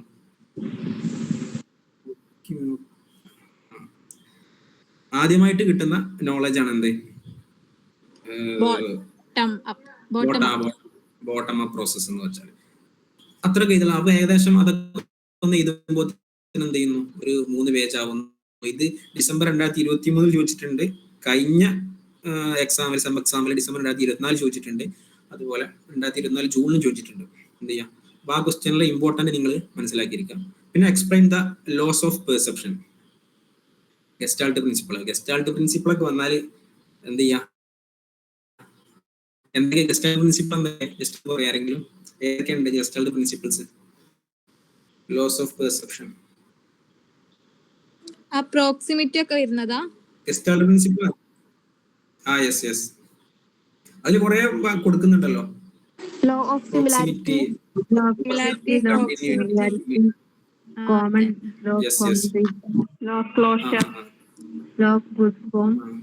അതിന്റെ ഒക്കെ പിക്ചർ കൊടുത്തിട്ടില്ലേ?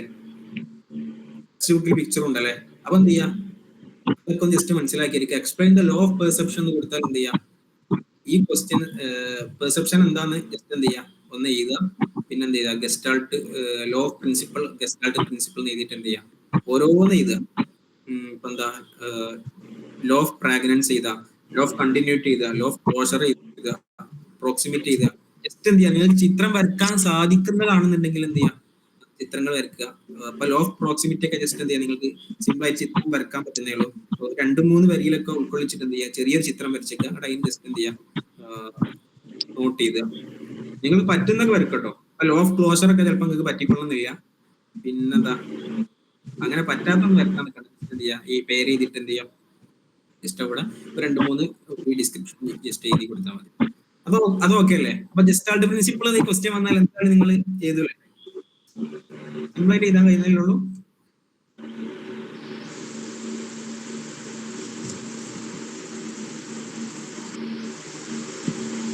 നബീലിന്റെ മൈക്ക് ഓൺ ആട്ടെ, നബീലിന്റെ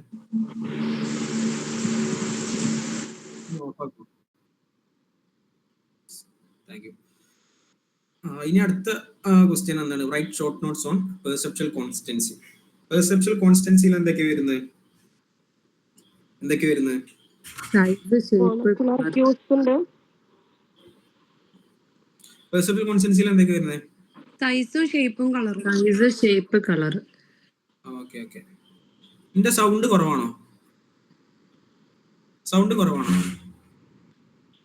അല്ലല്ലോ. അല്ല കേക്കുണ്ട് സർ. Okay okay. ഞാൻ ജസ്റ്റ് വിട്ടു. എന്തൊക്കെയായിരുന്നു പെർസെപ്ച്വൽ കോൺസ്റ്റൻസിയിൽ ഉള്ളത്? സൈസും ഷേപ്പും കളറും. സൈസ്, ഷേപ്പ്, കളറ്, ബ്രൈറ്റ്നെസ് അല്ലേ? അതൊക്കെ എന്താന്ന് ജസ്റ്റ് നിങ്ങൾക്ക് അറിയുന്നതല്ലേ? ഞാൻ പറഞ്ഞ അറിയുന്നതല്ലേ? സൈസ് കോൺസ്റ്റൻസ് എന്താ, ഷേപ്പ് കോൺസ്റ്റൻസ് എന്താ, കളർ എന്താന്നൊക്കെ അല്ലേ? സൈസ് കോൺസ്റ്റൻസ് പറഞ്ഞുതരാം. സൈസ് കോൺസ്റ്റൻസി എന്ന് പറയുമ്പോൾ സൈസിന് എന്ത് ചെയ്യാം നമുക്ക് മനസ്സിലാക്കാൻ കഴിയാം. അതിപ്പം ആകാശത്ത് ചന്ദ്രനൊക്കെ എന്ത് ചെയ്യാം, ചന്ദ്രനെ വളരെ ചെറുതായിട്ട് കാണുക എന്ന് വെച്ചിട്ട് എന്ത് ചെയ്യും, നമ്മൾ ഒരിക്കലും പെർസീവ് ചെയ്യുന്നില്ല അത് വളരെ ചെറുതാണെന്ന്. അതാണ് സൈസ്. പിന്നെ ഷേപ്പ് വരുമ്പോൾ നമ്മളെ ഫോൺ ഇങ്ങനെ കാണിക്കുമ്പോൾ ഇതാണ് എന്ത് ടാബാണ്, ഇങ്ങനെ കാണിക്കുമ്പോൾ എന്ത് ചെയ്യും സ്ക്വയർ ആണെന്ന് മനസ്സിലാക്കുക. പിന്നെ ഇങ്ങനെ കാണിക്കുമ്പോൾ നമുക്ക് എന്ത് ചെയ്യും ഇതൊരു ഫോണാണെന്ന് മനസ്സിലാവണില്ലേ? അതാണ് എന്ത് ഷേപ്പ് കോൺസ്റ്റൻസി. അതിന്റെ ഷേപ്പ് മാറിയാൽ എന്ത് ചെയ്യാം നമ്മൾ മനസ്സിലാക്കാതെ ആ സെയിം സാധനം തന്നെയാണ്. അതുപോലെ തന്നെ കളറും ബ്രൈറ്റ്നസ് ഒക്കെ വരുന്നത് ഞാൻ വിശദീകരിക്കുന്നില്ല. നിങ്ങൾക്ക് ജസ്റ്റ് ഒന്ന് മനസ്സിലാവാൻ വേണ്ടി ജസ്റ്റ് 2 ഉദാഹരണം പറഞ്ഞെന്നുള്ളൂ. ഓക്കെ അല്ലേ? 2022 24 ചോദ്യം ചോദിച്ചിട്ടുണ്ടോ? അപ്പോൾ ശ്രദ്ധിച്ചേക്കുക. ഓക്കെ. പിന്നെ 4ാമത്തെ യൂണിറ്റിലേക്ക് എടുക്കാം. ഞാൻ സ്പീഡാണ് പറയുന്നത്, ഭയങ്കര സ്പീഡാണോ? നിങ്ങൾക്ക് സ്പീഡായിട്ട് ഫീൽ ചെയ്യുന്നുണ്ടോ? ഈ പെർസെപ്ച്വൽ കോൺസിസ്റ്റൻസി ആ സംഭവം നമുക്ക് 3 പേജൊക്കെ എഴുതാണ്ടാവോ? ആകെ 3 പോയിന്റിലുള്ളൂ. നിങ്ങൾക്ക് എക്സാമ്പിൾ ചെയ്താ, അതായത് ടെക്സ്റ്റ് ബുക്കിലുള്ള കാര്യങ്ങൾ നിങ്ങൾക്ക് എഴുതണമെന്നില്ല. നിങ്ങളുടേതായ ഐഡിയയിൽ എന്ത് ചെയ്യാം ജസ്റ്റ് എന്ത് ചെയ്യാം. അപ്പം ഇങ്ങനെ ചോദ്യം വരുമ്പോൾ short note on perceptual constancy വരുമ്പോൾ എന്ത് ചെയ്യാം, അതിൽ കീവേഡ് പെർസെപ്ച്വൽ കോൺസ്റ്റൻസി എന്നാണ്. അപ്പം ജസ്റ്റ് എന്ത് ചെയ്യുക, പെർസെപ്ച്വൽ കോൺസ്റ്റൻസി എഴുതിയിട്ട് അതിലെന്ത് ചെയ്യുക അങ്ങനെ 4 വരുന്നുണ്ട് എന്ന് ജസ്റ്റ് എഴുതിക്കുക. എന്നിട്ട് എന്ത് ചെയ്യുക, പിന്നെ ഓരോന്ന് എടുക്കുക. ഫസ്റ്റ് സൈസ് കോൺസ്റ്റൻസിന് എഴുതുക. എന്നിട്ട് സൈസ് കോൺസ്റ്റൻസിയിൽ എന്താണ് സൈസ് കോൺസ്റ്റൻസി എന്ന് പറഞ്ഞാൽ എന്താണെന്ന് ജസ്റ്റ് എഴുതിക്കുക. ജസ്റ്റ് 1-2 ഉദാഹരണമൊക്കെ എഴുതി വെക്കുക. പിന്നെ അടുത്ത എഴുതുക, അതിന്റെ 1-2 ഉദാഹരണങ്ങൾ എഴുതി വെക്കുക. എന്താണ് അതിന്റെ ഡെഫിനിഷൻ കൊടുക്കേണ്ടത്, എന്താണ് ഇതുകൊണ്ട് ഉദ്ദേശിച്ചിട്ടുള്ളതെന്ന് എന്ത് ചെയ്യാം 2-3 ഉദാഹരണം കൊടുക്കുക. ടെക്സ്റ്റ് ബുക്കിൽ ഉള്ള തന്നെ ആണെന്നില്ല, നിങ്ങൾക്ക് എന്ത് ഉദാഹരണങ്ങൾ എഴുതി വെക്കാം, കറക്റ്റ് ആയാൽ മതി എന്നുള്ളൂ. അപ്പോ ഇങ്ങനെ എഴുതിയാൽ 2-3 പേജ് ആവൂലേ? ആവോ? Okay sir. ഓക്കെ.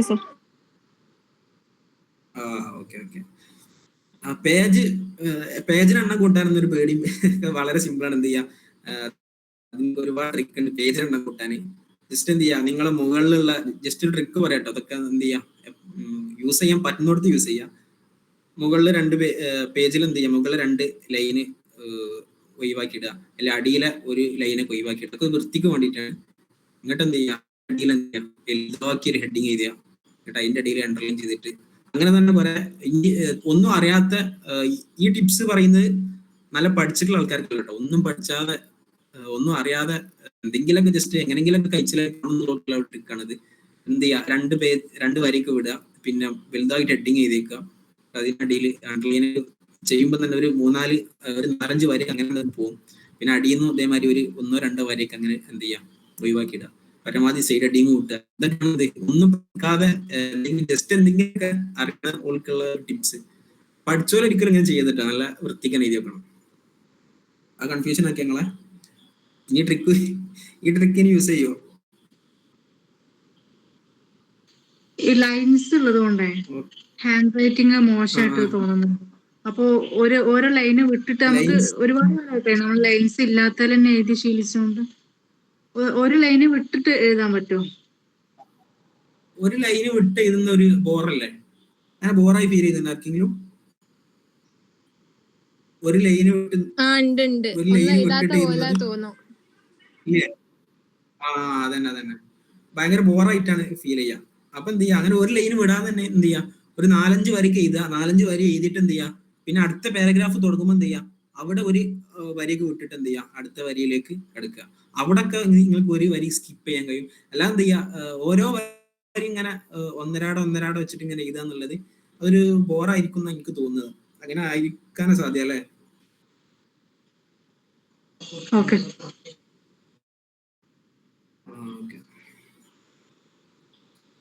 50 പേജിന് ബുക്ക്ലെറ്റ് കംപ്ലീറ്റ് ചെയ്യണമെന്നില്ലല്ലോ. 50 പേജിന് ബുക്ക്ലെറ്റാ? 25 പേജല്ലേ ബുക്ക്ലെറ്റ്? എത്ര ആയാലും കവർ ചെയ്യണം അങ്ങനെ. 25 പേജല്ലേ? യെസ്, 25 പേജ് ഉണ്ടാവും. അപ്പോ നിങ്ങൾക്ക് ഒരു 50 മാർക്കിനുള്ള പേപ്പർ ആണെന്നുണ്ടെങ്കിൽ നിങ്ങൾക്ക് എന്ത് ചെയ്യും, ഒരു 15-16 പേജൊക്കെ എന്ത് ചെയ്യാം, നിങ്ങൾക്ക് എഴുതാൻ പറ്റും. അല്ലാതെ 25 പേജൊന്നും എഴുതാൻ കഴിയില്ല. ഹാൻഡ് റൈറ്റിംഗ് ചെറുതാണെങ്കിൽ ചെറിയ ഹാൻഡ് റൈറ്റിംഗ് ആണെങ്കിൽ ചെറിയ ഹാൻഡ് റൈറ്റിംഗ് ആണെന്നുണ്ടെങ്കിൽ അവർക്കുള്ള ടിപ്സ് ഞാൻ പറഞ്ഞു തന്നു ഇപ്പൊ നേരത്തെ. 2-3 വരി വിടുക, എന്ത് ചെയ്യുക, ഹെഡിങ് ഒക്കെ വലുതാക്കി എഴുതിക്കുക, അങ്ങനെ ഒരുപാട് ട്രിക്ക് യൂസ് ചെയ്യാം. അതാ ഞാൻ പറഞ്ഞത്. അപ്പോ ഇതിപ്പോ എന്തിനാന്ന് വെച്ചാലേ, അതായത് ഇപ്പൊ 300 വേർഡ്സ് ആയിരിക്കും ക്വസ്റ്റ്യൻസിൽ ഉണ്ടാവുക. അപ്പൊ 300 വേർഡ്സ് എന്ന് പറയുന്നത് നമ്മൾ എന്ത് ചെയ്യുക, അറ്റ്ലീസ്റ്റ് എന്ത് ചെയ്യുക, നമ്മളെ എഫേർട്ട് ഇട്ടിട്ട് എന്ത് ചെയ്യുക, ഒരു 300 വേർഡ്സിലൊക്കെ എത്തിക്കാൻ ശ്രമിക്കുക. അതായത് ഡിസ്ക്രിപ്റ്റീവ് ക്വസ്റ്റ്യൻസ് അല്ലോ ആകെ വരുന്ന നമുക്ക് 5 ക്വസ്റ്റ്യൻസ് അറ്റൻഡ് ചെയ്യാനുള്ളൂ. അപ്പൊ അവർ ഉദ്ദേശം എന്താണ്, നമ്മള് ഈ എത്രത്തോളം പഠിച്ചിട്ടുണ്ടെന്ന്, ഏതൊക്കെ ഭാഗങ്ങൾ കവർ ചെയ്തിട്ടുണ്ടെന്ന്. അപ്പൊ എന്ത് ചെയ്യാം, പരമാവധി എന്ത് ചെയ്യാം, 300 വേർഡ്സിന്റെ ഒക്കെ 3 പേജിൽ തന്നെ എഴുതാൻ ശ്രമിക്കുക. 50 മാർക്ക് ടോട്ടൽ. അപ്പൊ എന്താണ് ചോദിച്ചത്? 50 മാർക്ക് ടോട്ടൽ. അപ്പോ 1 പേജിന്റെ 2 സൈഡ് ഇതുള്ളതാണ് 10 മാർക്ക്. ഈ ക്വസ്റ്റ്യൻസ് മനസ്സിലായില്ലേ? ഓക്കെ.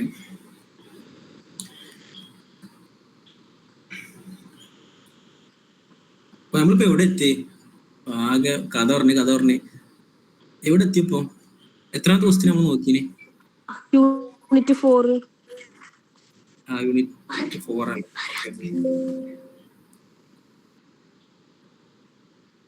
ഷോർട്ട് പെർസെപ്ച്വൽ കോൺസ്റ്റൻസി അല്ല നമ്മൾ അവസാനം ചർച്ച ചെയ്ത്.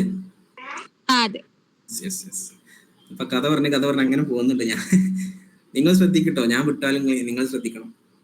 ഓക്കെ. പിന്നെ അടുത്തത് unit 4 perception types and errors എന്നുള്ള ഭാഗമാണ്.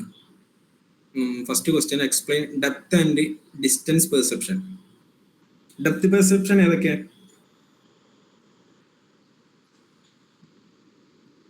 Depth perception size, monocular relative size, texture, variant.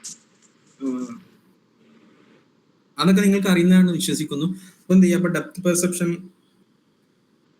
Question വന്നാൽ, ഇപ്പൊ ഞാൻ നേരത്തെ പറഞ്ഞതുപോലെ ഇങ്ങനെ ക്വസ്റ്റ്യൻ വന്നാൽ ആദ്യം നിങ്ങൾ കീവേഡ് എടുത്ത് ചെയ്ത പെർസെപ്ഷൻ എന്ന് പറഞ്ഞാൽ എന്താണ്, പിന്നെ എന്ത് ചെയ്യാം, ഡെപ്ത് പെർസെപ്ഷൻ കൊണ്ട് എന്താ ഉദ്ദേശിച്ചത്, എന്തൊക്കെ ഡെപ്ത് പെർസെപ്ഷൻസ് അതിൽ വരുന്നുണ്ട്, പിന്നെ ഡിസ്റ്റൻസ് പെർസെപ്ഷനിൽ എന്തൊക്കെ വരുന്നുണ്ട്, മുള്ളർ ലൈൻ ഇല്യൂഷൻ ഒക്കെ വരുന്നില്ല അതിൽ. പിന്നെ എയിംസ് റൂം ഒക്കെ വരുന്നുണ്ടെന്ന് തോന്നുന്നു. അപ്പൊ എന്ത് ചെയ്യാം ഇല്ലേ, അതൊക്കെ ഏതൊക്കെയാ വരുന്നത് ഇല്യൂഷൻസ്? അല്ല, ഡെപ്ത് പെർസെപ്ഷനിൽ പെർസെപ്ഷനിൽ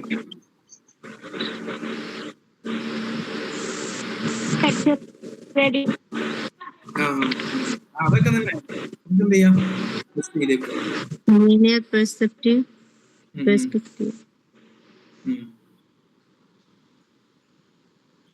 ഓക്കെ ഓക്കെ. അക്കോമഡേഷൻ. അപ്പൊ അങ്ങനെ ക്വസ്റ്റ്യൻ വന്നാൽ അതന്നെ അതൊക്കെ എന്ത് ചെയ്യാം, ജസ്റ്റ് എഴുതി വെക്കുക. പിന്നെ explain size and movement perception. Size, movement perception ഇതൊക്കെ എന്ത് ചെയ്യും, ടെക്സ്റ്റുകൾ കൃത്യമായിട്ടുണ്ട്. മൂവ്മെന്റ് പെർസെപ്ഷൻ ഏതൊക്കെ?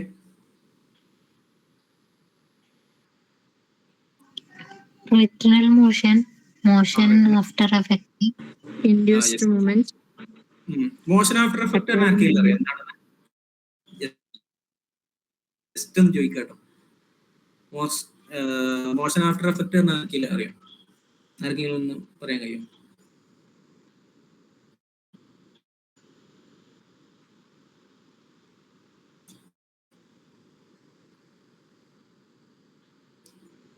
അറിയില്ല. റെറ്റിനൽ മോഷൻ എന്ന് പറഞ്ഞാൽ എന്താ അറിയാം? മോഷൻ ആഫ്റ്റർ എഫക്ട് നമ്മളൊരു മൂവ് ചെയ്തുകൊണ്ടിരിക്കുന്ന ഒബ്ജക്റ്റുമേ നോക്കിയിരുന്നിട്ട് പിന്നെ ഒരു സ്റ്റേഷനറി ഒബ്ജക്റ്റുമേ നോക്കിയാല് അത് മൂവ് ചെയ്യുന്നതായിട്ട് തോന്നും, അതല്ലേ മോഷൻ ആഫ്റ്റർ എഫക്ട് അല്ലേ?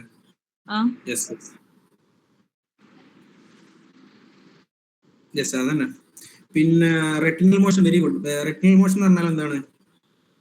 റെറ്റിനൽ മോഷൻ എന്ന് പറഞ്ഞാൽ ഇപ്പൊ നമ്മൾ എന്തെങ്കിലും റീഡ് ചെയ്യുമ്പോൾ എന്ത് ചെയ്യുന്നു, നമ്മൾ ഓരോ ലൈൻ ഇങ്ങനെ വായിച്ച് ഇങ്ങനെ പോലല്ലേ, നമ്മൾ ഒരു വേർഡിലേക്ക് കറക്റ്റ് ആയിട്ട് നോക്കുന്ന സമയത്ത് തന്നെ എന്ത് ചെയ്യുന്നു, അടുത്ത വേർഡിലേക്ക് ഇങ്ങനെ എന്ത് ചെയ്യുന്നു, നമ്മളിങ്ങനെ ഓർഡറിൽ ഇങ്ങനെ പോകുന്നു. അതാണ് എന്ത് റെറ്റിനൽ മോഷൻ എന്ന് പറഞ്ഞാൽ. ജസ്റ്റ് ഒന്ന് പറഞ്ഞേന്നുള്ളൂ, നിങ്ങൾ എത്രത്തോളം വായിച്ചിട്ട് ഒന്ന് മനസ്സിലാക്കാൻ വേണ്ടി ചോദിച്ചാണ് കേട്ടോ. പിന്നെ എന്താണ് ടൈപ്സ് ഓഫ് ഇല്യൂഷൻ? എന്തൊക്കെ വരുന്നത് ഇല്യൂഷനിൽ? എന്തൊക്കെ വരുന്നുണ്ട് ടൈപ്സ് ഓഫ് ഇല്യൂഷനിൽ?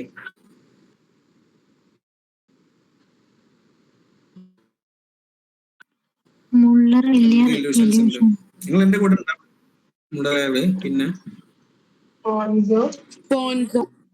പോൺസോ ഇല്യൂഷന്, എബിങ്ങോസ്, പിന്നെ ഇല്യൂഷൻ, അങ്ങനെ കുറെ.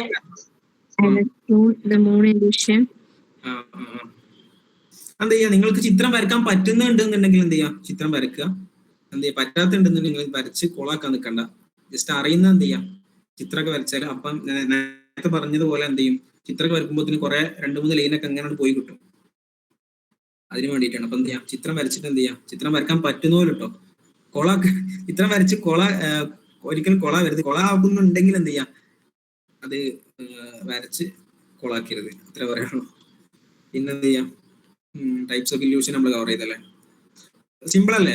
അപ്പൊ ആ ഒരു ചാപ്റ്ററിൽ എന്തൊക്കെ വരാൻ സാധ്യതയുള്ള ക്വസ്റ്റ്യൻസ് നിങ്ങൾ തന്നെ ജസ്റ്റ് ഒന്ന് പറഞ്ഞാണ്. ആ ചാപ്റ്ററിൽ വരാൻ സാധ്യതയുള്ള ക്വസ്റ്റ്യൻസ് എന്തൊക്കെയാണ്? ടൈപ്സ് ഓഫ് ഇല്യൂഷൻ വരാൻ സാധ്യതയുണ്ട്. പിന്നെന്ത് ചെയ്യാം, ഈ ഓരോ പെർസെപ്ഷൻ. അപ്പൊ ഇതേ എന്ത് ചെയ്യുന്നു, ആ പാഠത്തിൽ വരാൻ സാധ്യതയുള്ളൂ. മനസ്സിലായോ? ജസ്റ്റ് എന്ത് ചെയ്യുക, അത് മാത്രം നോക്കി വെച്ചാൽ മതി. പിന്നെ യൂണിറ്റ് 5 എടുക്കാം. Thinking and language.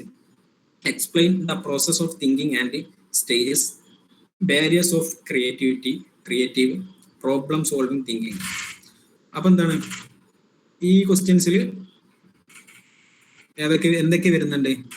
ഇത് 2023 ജൂണ്, ഡിസംബർ, അതേപോലെ ജൂൺ 2024, ഡിസംബർ 2024. അപ്പം നിങ്ങൾ മനസ്സിലാക്കാം, എല്ലാ വർഷങ്ങളിലും തുടർച്ചയായിട്ട് ചോദിച്ച ഒരു ക്വസ്റ്റ്യൻ ആണിത്.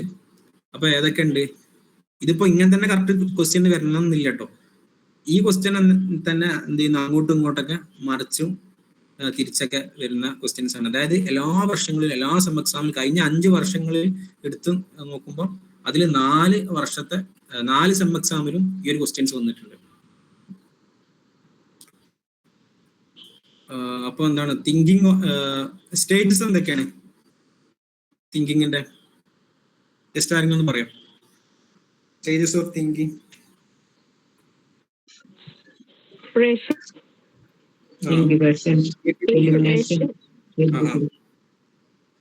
വെരിഫിക്കേഷൻ അല്ലെ. അപ്പൊ 4 ഭാഗങ്ങളുള്ളത്. പ്രിപ്പറേഷന്, അതുപോലെ ഇൻക്യുബേഷന്, ഇലുമിനേഷന്, വെരിഫിക്കേഷന്. അപ്പൊ കണ്ടിന്യൂ ചെയ്യാം കേട്ടോ. എല്ലാവരും എത്തില്ലേ? അവര് പോയിട്ടൊന്നുമില്ലല്ലോ. അപ്പൊ എന്തൊക്കെയാണ് പ്രിപ്പറേഷന്, പിന്നെ ഇൻക്യുബേഷന്, ഇലുമിനേഷന്, വെരിഫിക്കേഷന്. അപ്പൊ സ്റ്റേജസ് ഓഫ് സ്ലൈഡ് മാറിയല്ലോ.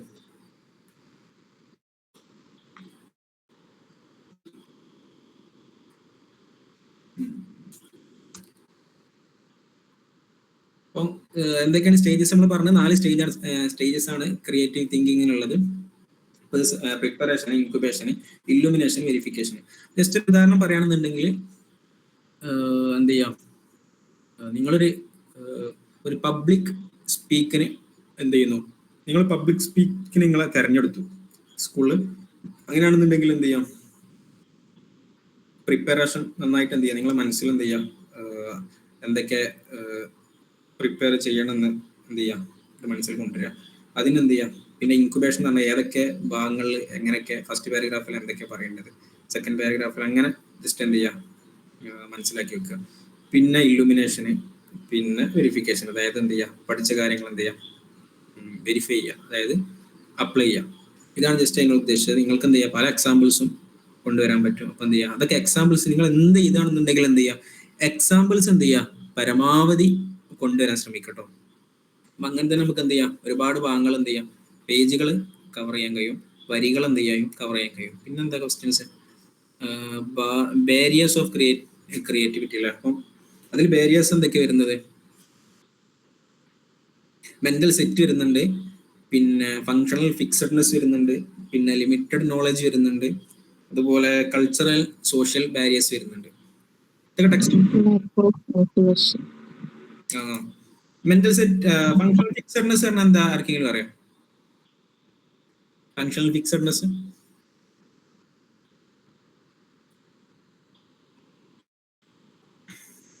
അറിയോ? ഇല്ലല്ലോ. അറിയുന്ന ആരെങ്കിലും ഉണ്ടോ? ഇല്ലല്ലോ. ഉണ്ടോ? ഫങ്ഷണൽ ഫിക്സഡ്നെസ് എന്ന് പറഞ്ഞാൽ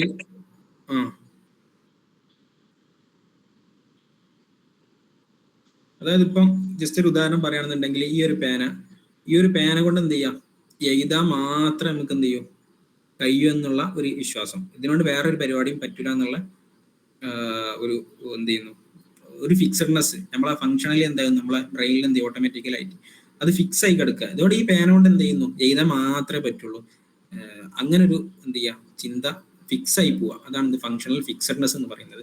ഇതുകൊണ്ട് എന്ത് ചെയ്യാം, നമുക്ക് എന്ത് ചെയ്യാം, വേറെ ആളെ എറിയാൻ പറ്റും, പിന്നെ വേറൊരാളെ കുത്താൻ പറ്റും, അങ്ങനെ പല കാര്യങ്ങളും ചെയ്യാൻ പറ്റുമല്ലോ. എന്നാണ് ഫങ്ഷണൽ ഫിക്സഡ്നെസ് എന്ന് പറഞ്ഞത്. ഞാൻ ജസ്റ്റ് ഒന്ന് പറഞ്ഞു കേട്ടോ.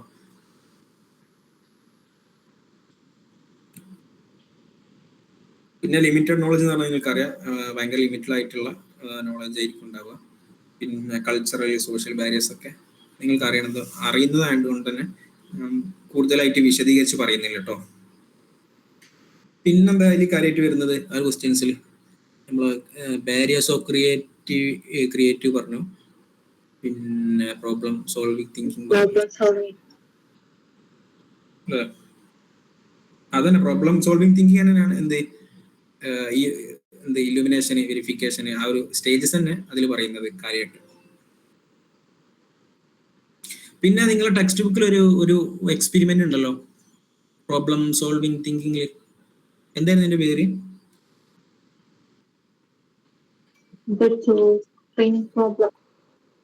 അതന്നെ ടു സ്ട്രിംഗ് പ്രോബ്ലം. അതൊക്കെ എന്ത് ചെയ്യാം, നിങ്ങൾക്ക് എന്ത് ചെയ്യാം, എഴുതാൻ പറ്റും. അതിലെന്താണ് പറയുന്നത് എന്നൊക്കെ ജസ്റ്റ് എന്ത് ചെയ്യാം, ഉൾക്കൊള്ളിച്ചാൻ കഴിയും. പിന്നെ അതിൽ വരുന്ന എന്താണ് പ്രധാനമായിട്ടും, അങ്ങനെ ക്വസ്റ്റ്യൻ വരുമ്പോൾ എന്ത് ചെയ്യാം, പ്രോബ്ലം സോൾവിങ്ങിലുള്ള കുറച്ച് സ്റ്റേജസ് ഉണ്ട്.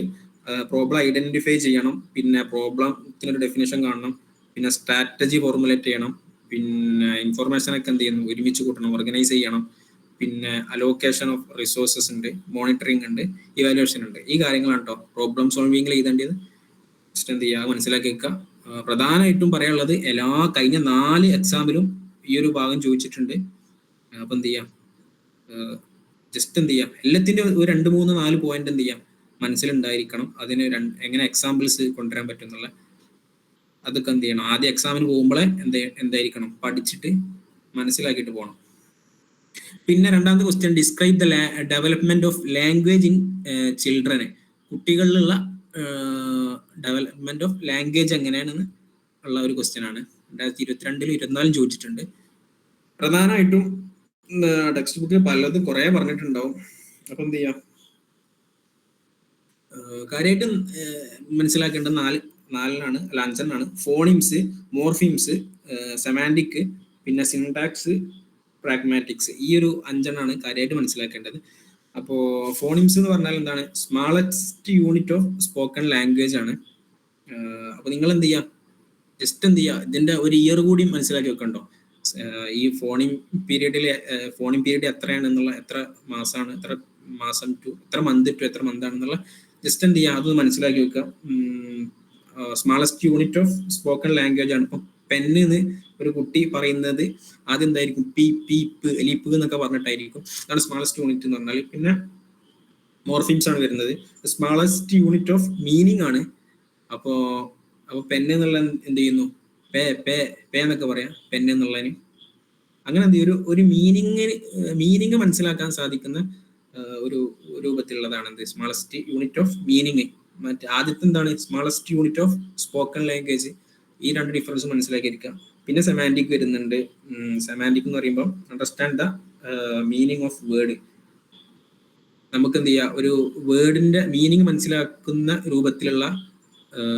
രൂപത്തിലുള്ള വാക്കുകൾ സംസാരിക്കുക. അതാണ് എന്ത് സെമാൻറ്റിക് കൊണ്ട് ഉദ്ദേശിച്ചിട്ടുള്ളത്. അതായത് പാസ്റ്റ് പ്രസന്റ് ഒക്കെ കുട്ടി പറയാം. പാസ്റ്റിലെ കാര്യങ്ങൾ എന്ത് പാസ്റ്റായിട്ട് പറയുന്നു, പ്രസന്റിലുള്ള വേർഡുകളൊക്കെ എന്ത് ചെയ്യുന്നു, അല്ലെങ്കിൽ വാക്കുകളൊക്കെ ഞാൻ ഭക്ഷണം കഴിച്ചു, എനിക്ക് അവിടെ പോകണം എന്ന് അങ്ങനെ എന്ത് ചെയ്യാം, മീനിങ് ആയിട്ട് ഒരു മീനിങ് ഉണ്ടാക്കുന്ന രൂപത്തിൽ എന്ത് ചെയ്യാം പറയാം. പിന്നെ സിൻടാക്സ് വരുന്നുണ്ട്, പ്രാഗ്മാറ്റിക്സ് ഒക്കെ ഉണ്ട്. ഞാൻ വിശദീകരിച്ചതൊന്നും പറയുന്നില്ല, കാരണം ഒരുപാട് സമയം തന്നെ ഇപ്പോൾ തന്നെ ആയിട്ടുണ്ട്. അതൊക്കെ എന്ത് ചെയ്യുക, ജസ്റ്റ് എന്ത് ചെയ്യുക, നിങ്ങൾ വായിക്കുക.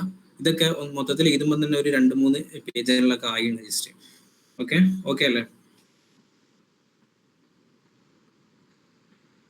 യൂണിറ്റ് 5 ഓക്കെ അല്ലേ?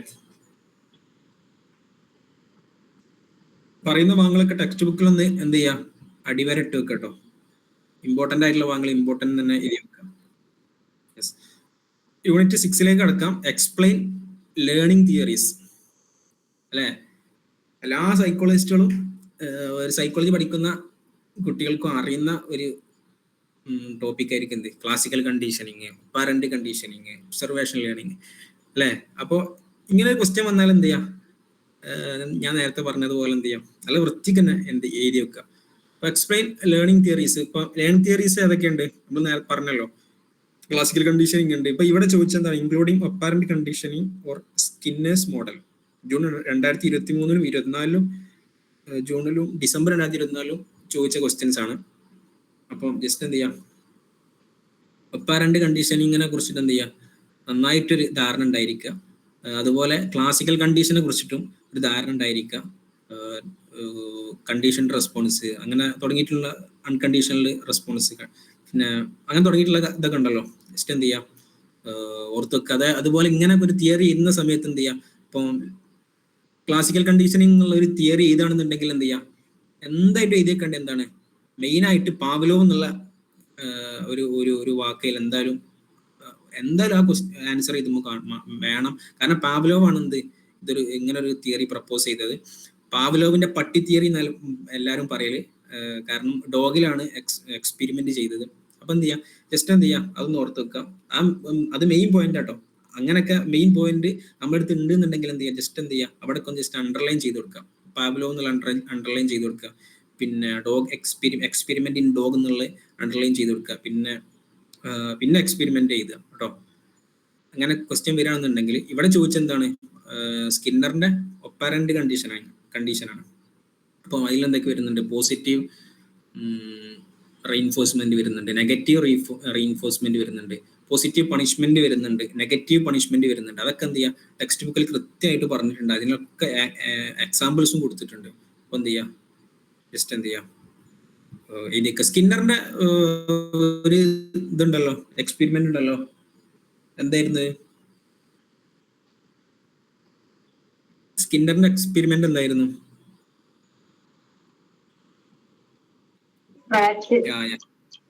സ്കിന്നർ ബോക്സ് അല്ലേ, സ്കിന്നർ ബോക്സ് എക്സ്പെരിമെന്റ് എന്ന് പറയാം. അപ്പോൾ റാറ്റിലാണ് എക്സ്പെരിമെന്റ് ചെയ്തത്.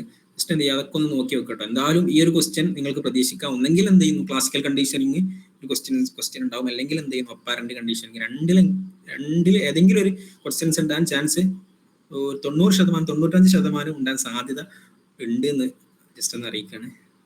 പിന്നെ describe strategies of learning especially in digital world. Strategies of learning എന്തൊക്കെയാണ്? സർ, സ്കിന്നർ മോഡൽ എന്ന് പറയുന്നത് ഓപ്പറന്റ് കണ്ടീഷൻ രണ്ടും ഒന്നല്ലേ? യെസ്. സ്കിന്നർ ആണ് ഓപ്പറന്റ് കണ്ടീഷൻ പ്രപ്പോസ് ചെയ്തത്. ക്വസ്റ്റ്യനിൽ ഓറിട്ട് കണ്ടപ്പോഴേ. ഓക്കെ, അത് operant condition or Skinner model. Skinner model എന്ന് പറഞ്ഞാൽ എന്താണ്, ഒപ്പാരന്റ് കണ്ടീഷനിങ് ആണ്. അപ്പൊ രണ്ടും എന്ത് ചെയ്യാം, ജസ്റ്റ് ഒന്ന് ഓർത്ത് വെക്കുക, രണ്ടും ഒന്ന് തന്നെയാണ്. പിന്നെ ഇമേജറി സ്ട്രാറ്റജീസ് ഓഫ് ലേണിംഗിൽ എന്തൊക്കെയാണ് വരുന്നത്? ലേണിംഗിന്റെ സ്ട്രാറ്റജീസ് എന്തൊക്കെയാണ്? Mental imagery, rehearsal, organisation. Okay. അപ്പൊ ഈ 3 കാര്യങ്ങൾ എന്ത് ചെയ്യാം, ജസ്റ്റ് എഴുതി വെക്കുക. ഇമേജറിന്റെ എക്സാമ്പിൾസ് എഴുതി വെക്കുക. റിഹേഴ്സലിന്റെ എന്താണ് റിഹേഴ്സൽ കൊണ്ട് ഉദ്ദേശിക്കുന്നതെന്ന് ജസ്റ്റ് എക്സാമ്പിൾ എഴുതി വെക്കുക. പിന്നെ എന്ത് ചെയ്യുന്നു, ഓർഗനൈസേഷൻ. അതിനൊക്കെ എന്ത് ജസ്റ്റ് എക്സാമ്പിൾസ് എന്ത് ചെയ്യുക, നന്നായിട്ട് എഴുതി വെക്കാൻ ശ്രമിക്കുക. 1-2 എക്സാമ്പിൾസ് ഒക്കെ എഴുതി വെച്ചാൽ തന്നെ അത്യാവശ്യം എഴുതാൻ കഴിയും. പിന്നെ അതിൽ കാര്യമായിട്ട് വരുന്നത് എന്താ, എസ്പെഷ്യലി ഡിജിറ്റൽ വേൾഡ് എന്ന് പറയുമ്പോൾ ഇങ്ങനെ ക്വസ്റ്റ്യൻ വരുന്ന സമയത്ത് എന്ത് ചെയ്യാം, ഇവർ കാര്യം ചോദിച്ചാൽ എന്താണ്, ആ സ്ട്രാറ്റജീസ് എഴുതാനാണ്. പിന്നെ എന്ത് ചെയ്യുന്ന അവസാനത്തെ ഒരു പാരഗ്രാഫ് ഒക്കെ എന്ത് ചെയ്യുക, ഹെഡിങ് കൊടുത്തിട്ട്, മെയിൻ ഹെഡിങ് കൊടുത്തിട്ട് strategies of learning in digital world എന്നൊക്കെ എന്ത് ചെയ്യാം, ഇൻ ദ ഡിജിറ്റൽ വേൾഡ് എന്നൊക്കെ ജസ്റ്റ് വേറെ ഹെഡിങ് കൊടുത്താണ്ട് എന്ത് ചെയ്യാം, ജസ്റ്റ് എഴുതാൻ ശ്രമിക്കുക. അപ്പൊ അതിൽ എന്തൊക്കെ എഴുതാൻ പറ്റും, ഡിജിറ്റൽ വേൾഡിലെ ഇപ്പോൾ ഒരുപാട് ഇൻസ്റ്റിറ്റ്യൂട്ടുകൾ എന്ത് ചെയ്യും, ക്ലാസ്സുകൾ കൊടുക്കുന്നത് എന്താണ്, ഡിജിറ്റൽ വേൾഡിലൂടെ എന്ത് ചെയ്യുന്നു, ഒരുപാട് ക്ലാസ്സുകൾ കൊടുക്കുന്നുണ്ട്. അപ്പം പഠിക്കുക എന്നുള്ളത് എന്താണ്, നമുക്ക് പണ്ട് കാലങ്ങളിലൊക്കെ സ്കൂളിൽ പോയിട്ട് പഠിക്കുക, ഒരു അധ്യാപകന്റെ കീഴിൽ പഠിക്കുക, മാഷ്, ടീച്ചർ, ഒരു ഫിസിക്കൽ ബന്ധം ഉണ്ടല്ലോ, അങ്ങനെ പഠിക്കുക എന്നുള്ളതായിരുന്നു. അതൊക്കെ മാറിയിട്ട് എന്താണ്, ഇപ്പോൾ പുതിയ കാലത്ത് എന്ത് ചെയ്യുന്നു, നമുക്ക് ഒരു ലാപ്പോ അല്ലെങ്കിൽ ഒരു ഫോണോ ഒക്കെ ഉണ്ടെങ്കിൽ തന്നെ എന്ത് ചെയ്യാം, നമുക്ക് സ്കൂളിൽ പോകണ്ട, എവിടെയും പോകണ്ട, നമ്മുടെ മുന്നിൽ എന്ത് ചെയ്യുന്നു, എല്ലാ റിസോഴ്സും ഉണ്ട്. അതാണ് ഡിജിറ്റൽ വേൾഡിൽ എന്ത് ചെയ്യുന്നു, നമുക്ക് ലേൺ ചെയ്യാനുള്ള മെത്തേഡ് എന്നൊക്കെ എഴുതിയിട്ട് എന്ത് ചെയ്യാം, ഒരു പാരഗ്രാഫിലൊക്കെ എന്ത് ചെയ്യാം, ജസ്റ്റ് എഴുതുക. അത്ര അതുകൊണ്ട് ഉദ്ദേശിച്ചിട്ടുള്ളൂ കേട്ടോ. പിന്നെ യൂണിറ്റ് 6 കവറായി. ഇനി യൂണിറ്റ് 7 മെമ്മറി എന്നുള്ള ഭാഗമാണ് വരുന്നത്.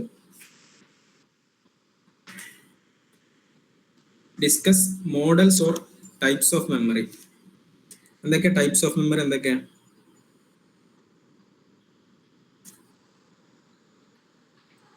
Non declarative, sensory memory. Yes.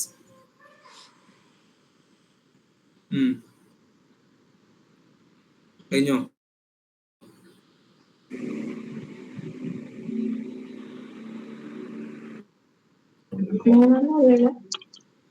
Okay. അപ്പം ഇങ്ങനെ ഒരു ക്വസ്റ്റ്യൻ വരുന്ന സമയത്ത് എന്ത് ചെയ്യാം, നമുക്ക് ഒരുപാട് ടൈപ്സ്, അപ്പം ടെക്സ്റ്റ് ബുക്കിലുള്ള മെയിൻ ടൈപ്സ് അങ്ങനെ കൊടുക്കുന്നത് കൊണ്ട് പ്രശ്നമൊന്നുമില്ല. എന്ത് ചെയ്യാം, നമുക്ക് എന്തൊക്കെ മെമ്മറി അറിയാം, ആ മെമ്മറിക്ക് എന്ത് ചെയ്യാം, അവിടെ ഉൾപ്പെടുത്താൻ കഴിയും.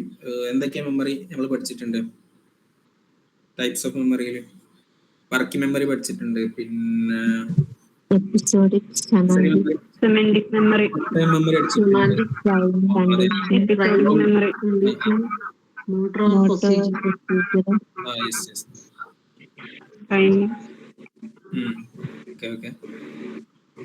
സെമാന്റിക്, എപ്പിസോഡിക്, വർക്കിംഗ്, ഒരുപാട് മെമ്മറി നമ്മൾ പഠിച്ചിട്ടുണ്ട് അല്ലെ. അപ്പൊ എന്ത് ചെയ്യാം, ഇതൊക്കെ എന്ത് ചെയ്യാം, നിങ്ങൾക്ക് ടൈപ്സ് ഓഫ് മെമ്മറി എന്നുള്ള ക്വസ്റ്റ്യൻ വരികയാണെന്നുണ്ടെങ്കിൽ എഴുതി വെക്കാൻ പറ്റും. ടെക്സ്റ്റ് ബുക്കിൽ എന്ത് ചെയ്യുക, എക്സ്പ്ലിസിറ്റ് മെമ്മറി എന്ന് പറഞ്ഞിട്ട് അതിന്റെ കീഴിൽ വരുന്ന കുറെ കാര്യങ്ങളുണ്ട്. പിന്നെ ഇംപ്ലിസിറ്റ് മെമ്മറി എന്ന് പറഞ്ഞിട്ട് അതിന്റെ കീഴിൽ വരുന്ന കുറെ മെമ്മറി ഉണ്ട്. അങ്ങനെ ഓർഡറിൽ വന്നിട്ടുണ്ട്. അപ്പൊ നിങ്ങൾക്ക് എന്ത് ചെയ്യാം, ആ ഒരു മോഡൽ യൂസ് ചെയ്യാം. അല്ലെങ്കിൽ എന്ത് ചെയ്യാം, ഞാൻ ഇപ്പം പറഞ്ഞത് നിങ്ങൾക്ക് എന്തൊക്കെ മെമ്മറി ടൈപ്സ് ഓഫ് അറിയാം അതൊക്കെ എന്ത് ചെയ്യാം ജസ്റ്റ് ചെയ്തേക്കാം. ഇങ്ങനെ ക്വസ്റ്റ്യൻ വരുന്ന സമയത്ത് എന്താണ്, ഇപ്പൊ ഇതിലെ കീവേഡ് എന്താണ്, മെമ്മറി ആണ് അല്ലെ. അപ്പൊ എന്ത് ചെയ്യാം, മെമ്മറി ചെയ്താ മെമ്മറിന്റെ ഒരു ഡെഫിനിഷൻ എന്ത് ചെയ്യാം നിങ്ങൾ എന്ത് ചെയ്യാം നിർബന്ധമായിട്ടും പഠിച്ചിരിക്കുക. അപ്പൊ ഞാൻ ജസ്റ്റ് നേരത്തെ ഒന്ന് പറയാൻ വിട്ട ഒരു കാര്യമാണ് എന്ത്, എല്ലാ യൂണിറ്റിലും എന്താണ്,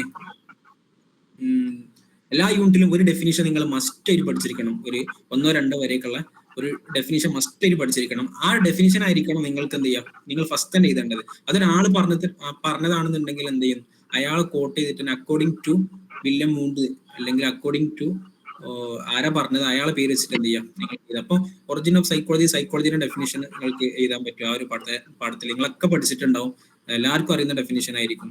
പിന്നെ പെർസെപ്ഷന്റെ ഒരു നല്ലൊരു ഡെഫിനിഷൻ നിങ്ങൾ എന്ത് ചെയ്യാം പഠിച്ചു പോവുക.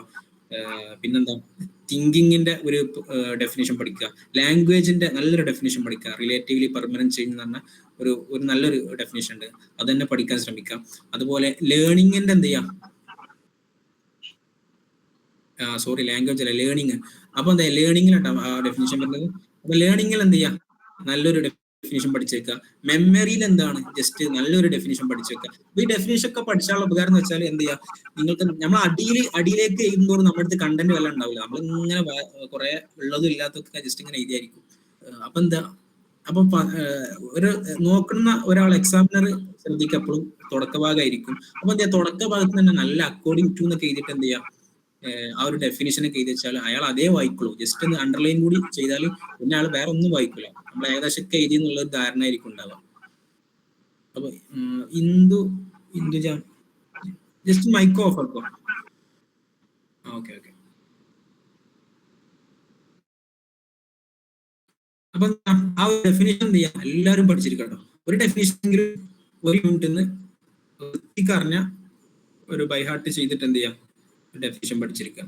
പിന്നെ അതിൽ വരുന്ന ക്വസ്റ്റ്യൻസ് എന്തൊക്കെ, explain forgetting and memory enhancement strategies. അപ്പൊ ടൈപ്സ് ഓഫ് മെമ്മറി ഒന്നും നിങ്ങൾ എന്തായാലും എഴുതിയിരിക്കൂലേ, അതിൽ എന്തൊക്കെയാ നിങ്ങൾ എന്ത് ചെയ്യാ കുറച്ചുകൂടി വായിച്ചിരിക്കണം. ഞാൻ ഒരു ഓവർവ്യൂ മാത്രമേ പറയുന്നുള്ളൂ.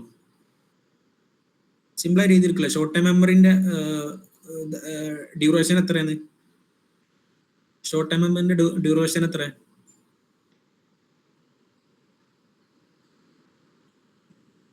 ആർക്കെങ്കിലും അറിയാം ഷോർട്ട് ടൈം മെമ്മറിന്റെ ഡ്യൂറേഷൻ? ഷോർട്ട് ടൈം മെമ്മറിയിൽ എത്ര സമയം ഒരു ഇൻഫർമേഷൻ പ്രോസസ് ചെയ്യാൻ കഴിയുന്നു? 30 seconds. Okay, very good. 15 to 13 ഈ സെക്കൻഡ് ആണ് എന്ത് ഷോർട്ട് ടൈം മെമ്മറിയിലുള്ളത്. പിന്നെ സെൻസറി മെമ്മറിയിലോ എത്രയാണ് ടൈം ഉള്ളത്? Base period. എങ്ങനെ?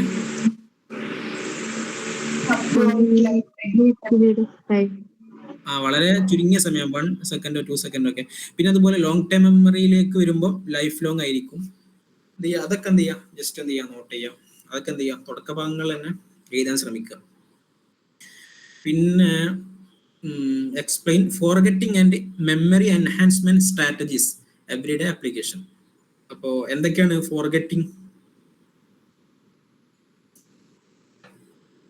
തിയറി? അതൊക്കെ ഡികെ തിയറി ഉണ്ട്, അതുപോലെ ഇൻഫറൻസസ് തിയറി. അതെ. അപ്പൊ അങ്ങനെ ഒരുപാട് തിയറി വരുന്നുണ്ട്.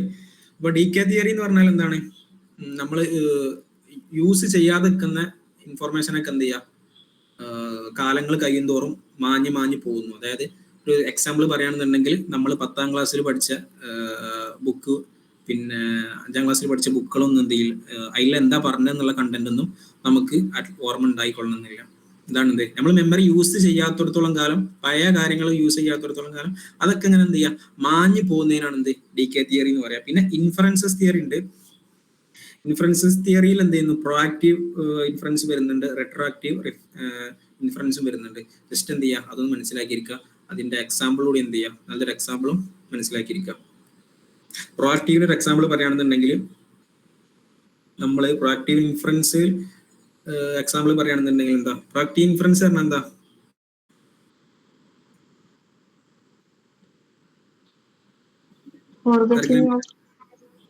പുതിയതായിട്ട് നമ്മൾ നോക്കിയത് ഇൻഫർമേഷൻ വേറെ ചെയ്യുന്ന പ്രീവിയസ് ആയിട്ടുള്ള കാര്യം നടക്കുന്നത്. Okay okay. അപ്പൊ ജസ്റ്റ് ഒരു എക്സാമ്പിൾ പറയുകയാണെന്നുണ്ടെങ്കിൽ നമ്മളിപ്പം ഒരു പുതിയ നമ്പർ എടുത്തു, നമ്മളൊരു പുതിയ സിം എടുത്തു, പുതിയ നമ്പർ. അപ്പോൾ നമ്മൾ വേറെ ആർക്കെങ്കിലും നമ്മളെ പുതിയ നമ്പർ എടുത്തിട്ട് നമ്മൾ വേറെ ആർക്കെങ്കിലും നമ്മൾ പറഞ്ഞു കൊടുക്കുകയാണെന്നുണ്ടെങ്കിൽ എന്ത് ചെയ്യും, നമ്മൾ അറിയാതെ നമ്മളെ പഴയ നമ്പർ അറിയാതെ പറഞ്ഞു പോവാം. ഇപ്പൊ നമ്മൾ മൊബൈൽ പാസ്വേഡ് ഒക്കെ ഇടല്ലോ, പാസ്വേഡ് സമയത്ത് നമ്മൾ പുതിയ പാസ്വേഡ് ഇടും, പിന്നെ എന്ത് ചെയ്യുന്നു, പിന്നെ കുറച്ച് സമയം കഴിഞ്ഞിട്ട് നമ്മൾ ഫോൺ എടുത്ത് പാസ്വേഡ് അടിക്കുന്ന സമയത്ത് എന്ത് ചെയ്യുന്നു, നമ്മൾ പഴയ പാസ്വേഡ് തന്നെ അറിയാതെ അടിച്ചു പോകുന്നു. അതാണ് എന്ത് പ്രൊആക്റ്റീവ് ഇൻഫ്ലുവൻസ് എന്നാൽ. റെട്രോആക്റ്റീവ് ഇൻഫ്ലുവൻസ് എന്നാൽ നേരെ ഓപ്പോസിറ്റ്, ജസ്റ്റ് അങ്ങനെ മനസ്സിലാക്കിച്ചാൽ മതി. പിന്നെ മെമ്മറി എൻഹാൻസ്മെന്റ് സ്ട്രാറ്റജീസ്, അതെന്തൊക്കെ വരുന്നത് എൻഹാൻസ്മെന്റ് സ്ട്രാറ്റജീസിൽ?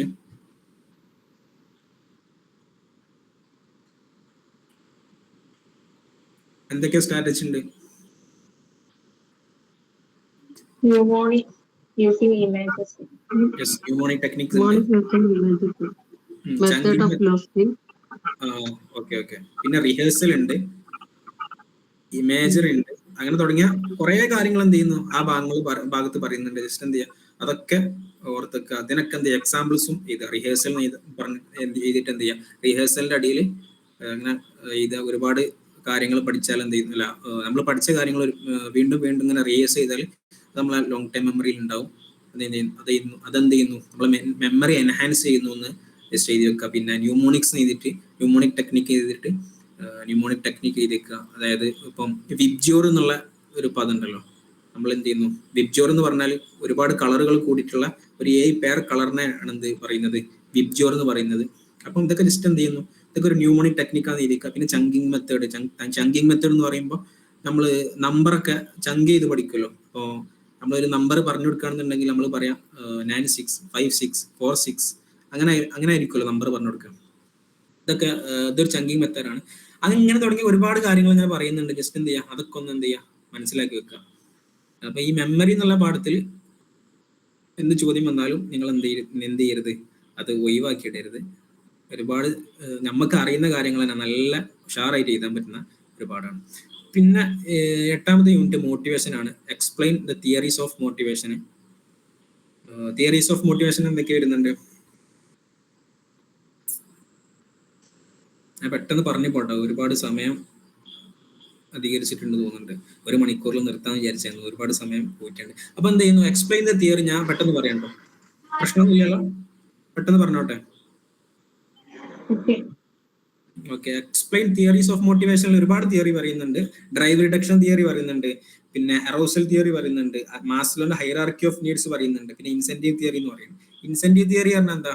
ഇൻസെന്റീവ് തിയറി എന്ന് പറയുമ്പോൾ പുറത്തുനിന്ന് എന്തെങ്കിലും റിവാർഡോ ഒരു പ്രൈസോ കിട്ടുന്ന പറയുന്നതോടുകൂടി എന്ത് ചെയ്യുന്നു, നമ്മൾ എന്ത് ചെയ്യുന്നു, ഓട്ടോമാറ്റിക്കായി മോട്ടിവേറ്റ് ആവുന്നു. അതാണ് എന്ത് ഇൻസെന്റീവ് തിയറി എന്ന് പറയുന്നത്. മാസ്ലോന്റെ തിയറി എല്ലാവർക്കും അറിയുന്ന കാര്യമായിരിക്കും, അതുകൊണ്ട് എന്ത് ചെയ്യാം ഞാൻ പറയുന്നില്ല. മാസ്ലോന്റെ തിയറി ഇങ്ങനെ ഒരു ക്വസ്റ്റ്യൻ വരാന്നുണ്ടെങ്കിൽ, തിയറീസ് ഓഫ് മോട്ടിവേഷൻ വരാന്നുണ്ടെങ്കിൽ മാസ്ലോന്റെ തിയറി ചെയ്ത് നിങ്ങൾക്ക് കുറെ എഴുതാൻ പറ്റും. കാരണം മാസ്ലോക്ക് 5 സ്റ്റേജ് ഉണ്ട്. 5 സ്റ്റേജ് എഴുതിയിട്ട് ഓരോ സ്റ്റേജിനും ഓരോ കുറച്ച് ഡിസ്ക്രിപ്ഷൻ കൊടുത്താൽ തന്നെ അത്യാവശ്യം എന്ത് ചെയ്യും പേജൊക്കെ കവർ ചെയ്യാൻ കഴിയും. അപ്പൊ എന്ത് ചെയ്യാം, അങ്ങനെ ക്വസ്റ്റ്യൻ വരാണെന്നുണ്ടെങ്കിൽ മാസ്ലോന്റെ തിയറി എന്ത് ചെയ്യാം പെട്ടെന്ന് തന്നെ ഫസ്റ്റ് തുടക്കത്തിൽ തന്നെ എഴുതിക്കാൻ ശ്രമിക്കുക. പിന്നെ അറോസൽ തിയറി വരുന്നുണ്ട്. അറോസൽ തിയറി എന്ന് പറയുന്നത് എപ്പോഴും ഒപ്റ്റിമൽ ലെവലിലായിരിക്കണം നമ്മളെ മോട്ടിവേഷൻ. നന്നായിട്ട് ഹൈ മോട്ടിവേറ്റഡ് ആയാൽ നമ്മളെ പെർഫോമൻസ് എന്ത് ചെയ്യും ആ ഒരു സമയത്ത് കൂടുന്നല്ലാതെ പിന്നീട് എന്ത് ചെയ്യുന്നു നമുക്ക് അതിനോടുള്ള ഒരു ഊർജ്ജം നഷ്ടപ്പെടും. അതുപോലെ ലോ അറോസൽ ആണെന്നുണ്ടെങ്കിലും നല്ല പെർഫോമൻസ് എടുക്കാൻ പറ്റില്ല. അപ്പം എപ്പോഴും എന്തായിരിക്കും ഒരു ഒപ്റ്റിമൽ ലെവലിൽ ഉള്ള പെർഫോമൻസ് പുറത്ത് എടുക്കുക എന്നാണ് ഈ അറോസൽ തിയറിയിൽ പറയുന്നത്. ഇതിനെ എർക്കസ് ഡോട്ട്സൺ ലോ എന്ന് പറയുന്നു. ജസ്റ്റ് എന്ത് ചെയ്യാം അതൊക്കെ ഒന്ന് ഓർത്ത് വെക്കാം. പിന്നെ describe functions and type of motivation. എന്തൊക്കെ ടൈപ്സ് ഉണ്ട് ഞാൻ പെട്ടെന്ന് പറയാണ്. ഇൻസ്റ്റിങ്ക്റ്റീവ് മോട്ടിവേഷൻ ഉണ്ട്. പിന്നെന്തൊക്കെ ഇൻസ്റ്റിങ്ക്റ്റീവ് മോട്ടിവേഷൻ, എക്സ്റ്റേണലിസ്റ്റ് മോട്ടിവേഷൻ അല്ലേ, എക്സ്റ്റിങ്ക്റ്റീവ് മോട്ടിവേഷൻ അല്ലേ, പിന്നെ പ്രൈമറി മോട്ടിവേഷൻ ഉണ്ട്, സെക്കൻഡറി മോട്ടിവേഷൻ, അങ്ങനെ ഒരുപാട് മോട്ടിവേഷൻസ് ഉണ്ട്. ജസ്റ്റ് എന്ത് ചെയ്യാം അതൊന്ന് ഓർത്ത് വെക്കാം. പിന്നെ ഇമോഷൻ അവസാന യൂണിറ്റ് ആണ്. Explain the concept, component and functions of motivation അല്ല ഇമോഷൻ അല്ലേ. അപ്പോൾ കോമ്പണന്റും ഫങ്ഷൻസ് ഒക്കെ ടെക്സ്റ്റ് ബുക്കിൽ ഉണ്ടാവും. ഓരോ പോയിന്റ് ആക്കിയിട്ട് കറക്റ്റ് കൊടുത്തിട്ടുണ്ടാവും. അതൊക്കെ എന്ത് ചെയ്യാം, ഒരുപാട് തിയറീസ് ഉണ്ട്, എത്ര എഴുതേണ്ടി വരുന്നു. അപ്പോൾ ഇങ്ങനെ ക്വസ്റ്റ്യൻ വരാന്നുണ്ടെങ്കിൽ 3 പേജായിരിക്കും എഴുതാണ്ടാവുക. അപ്പൊ എന്ത് ചെയ്യാം, 3 പേജിന് കണക്കാക്കിയിട്ട് എന്ത് ചെയ്യാം, നിങ്ങൾ 2-3 തിയറി എന്തായാലും പഠിച്ചിരിക്കുക. അപ്പോൾ മാസ്ലോന്റെ തിയറി ഒക്കെ നിങ്ങൾക്ക് എന്ത് ചെയ്യാം, 1 പേജിലൊക്കെ എഴുതാൻ പറ്റും. ആ ഒരു എന്താണ് ചിത്രം കൂടി വരയ്ക്കുകയാണെന്നുണ്ടെങ്കിൽ 1 പേജിൽ കൂടുതൽ എഴുതാൻ കഴിയും.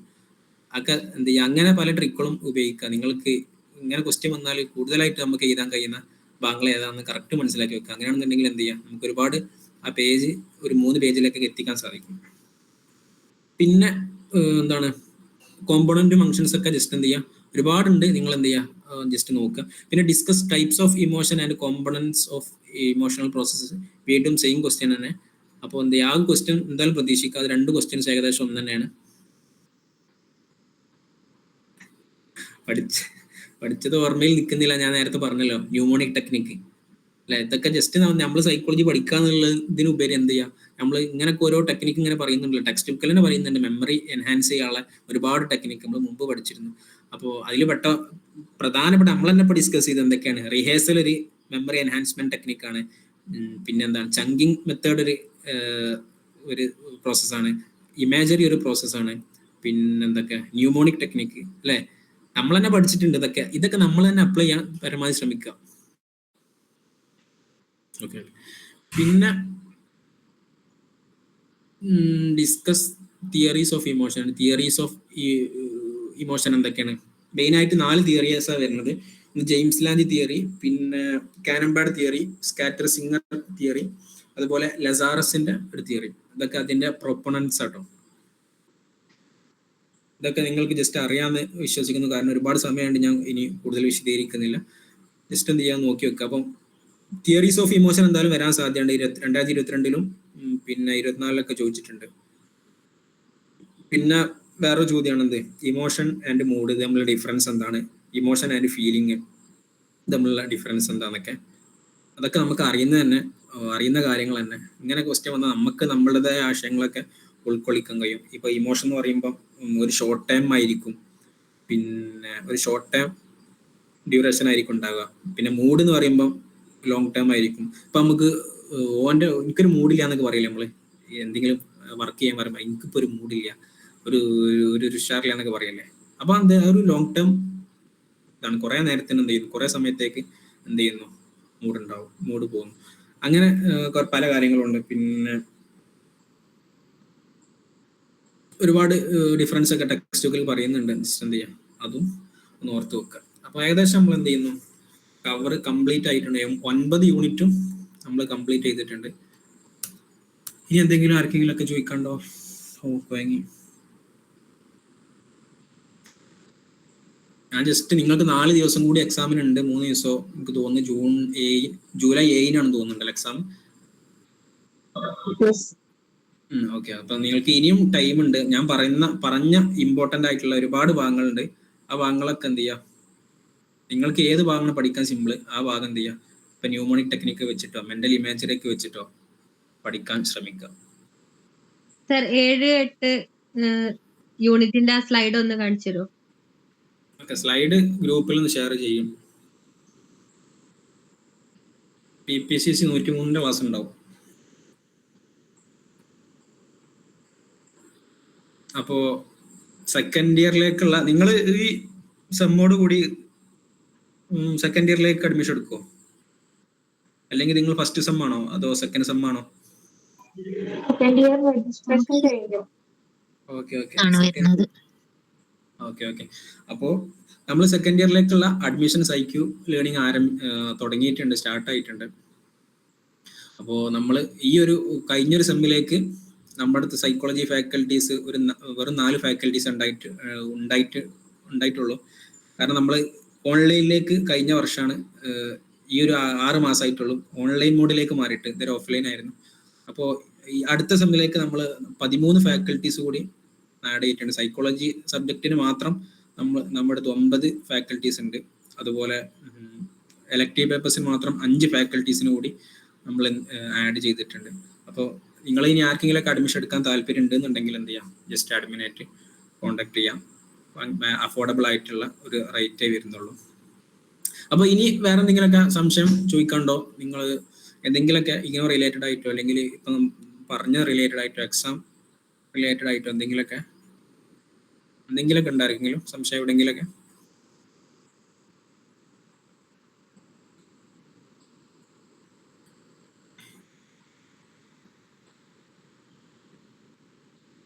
സംശയം ഉണ്ട് ആർക്കെങ്കിലും?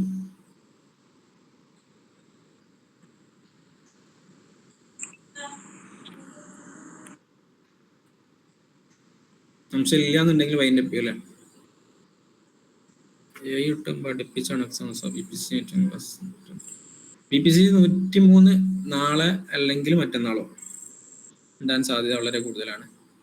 ഒന്നെങ്കിൽ നാളെ ഉണ്ടാവും അല്ലെങ്കിൽ മറ്റന്നാൾ ഉണ്ടാവും. ആരെന്തെങ്കിലും സംശയം ഉണ്ടോ? അപ്പൊ പറഞ്ഞ കാര്യങ്ങൾ നമുക്ക് അസൈൻമെന്റിൽ വന്ന സെയിം ക്വസ്റ്റ്യൻസ് എക്സാമിൽ വരാൻ ചാൻസ് ഉണ്ടോ? സാധ്യതയുണ്ട്. അപ്പൊ നിങ്ങൾ ശ്രദ്ധിക്കേണ്ട ഇപ്പോ കഴിഞ്ഞ 5 വർഷങ്ങളിലെ എക്സാമിന്റെ പാറ്റേൺ നമ്മൾ ശ്രദ്ധിച്ചിട്ടുള്ളത്.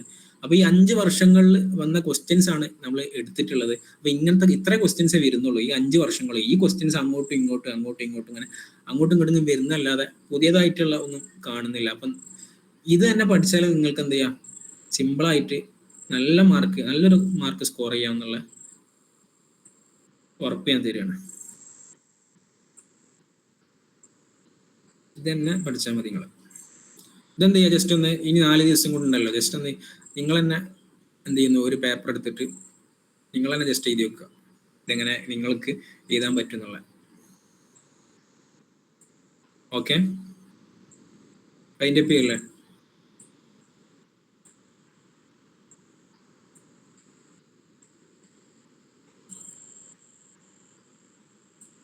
Yes, all the best for your exam.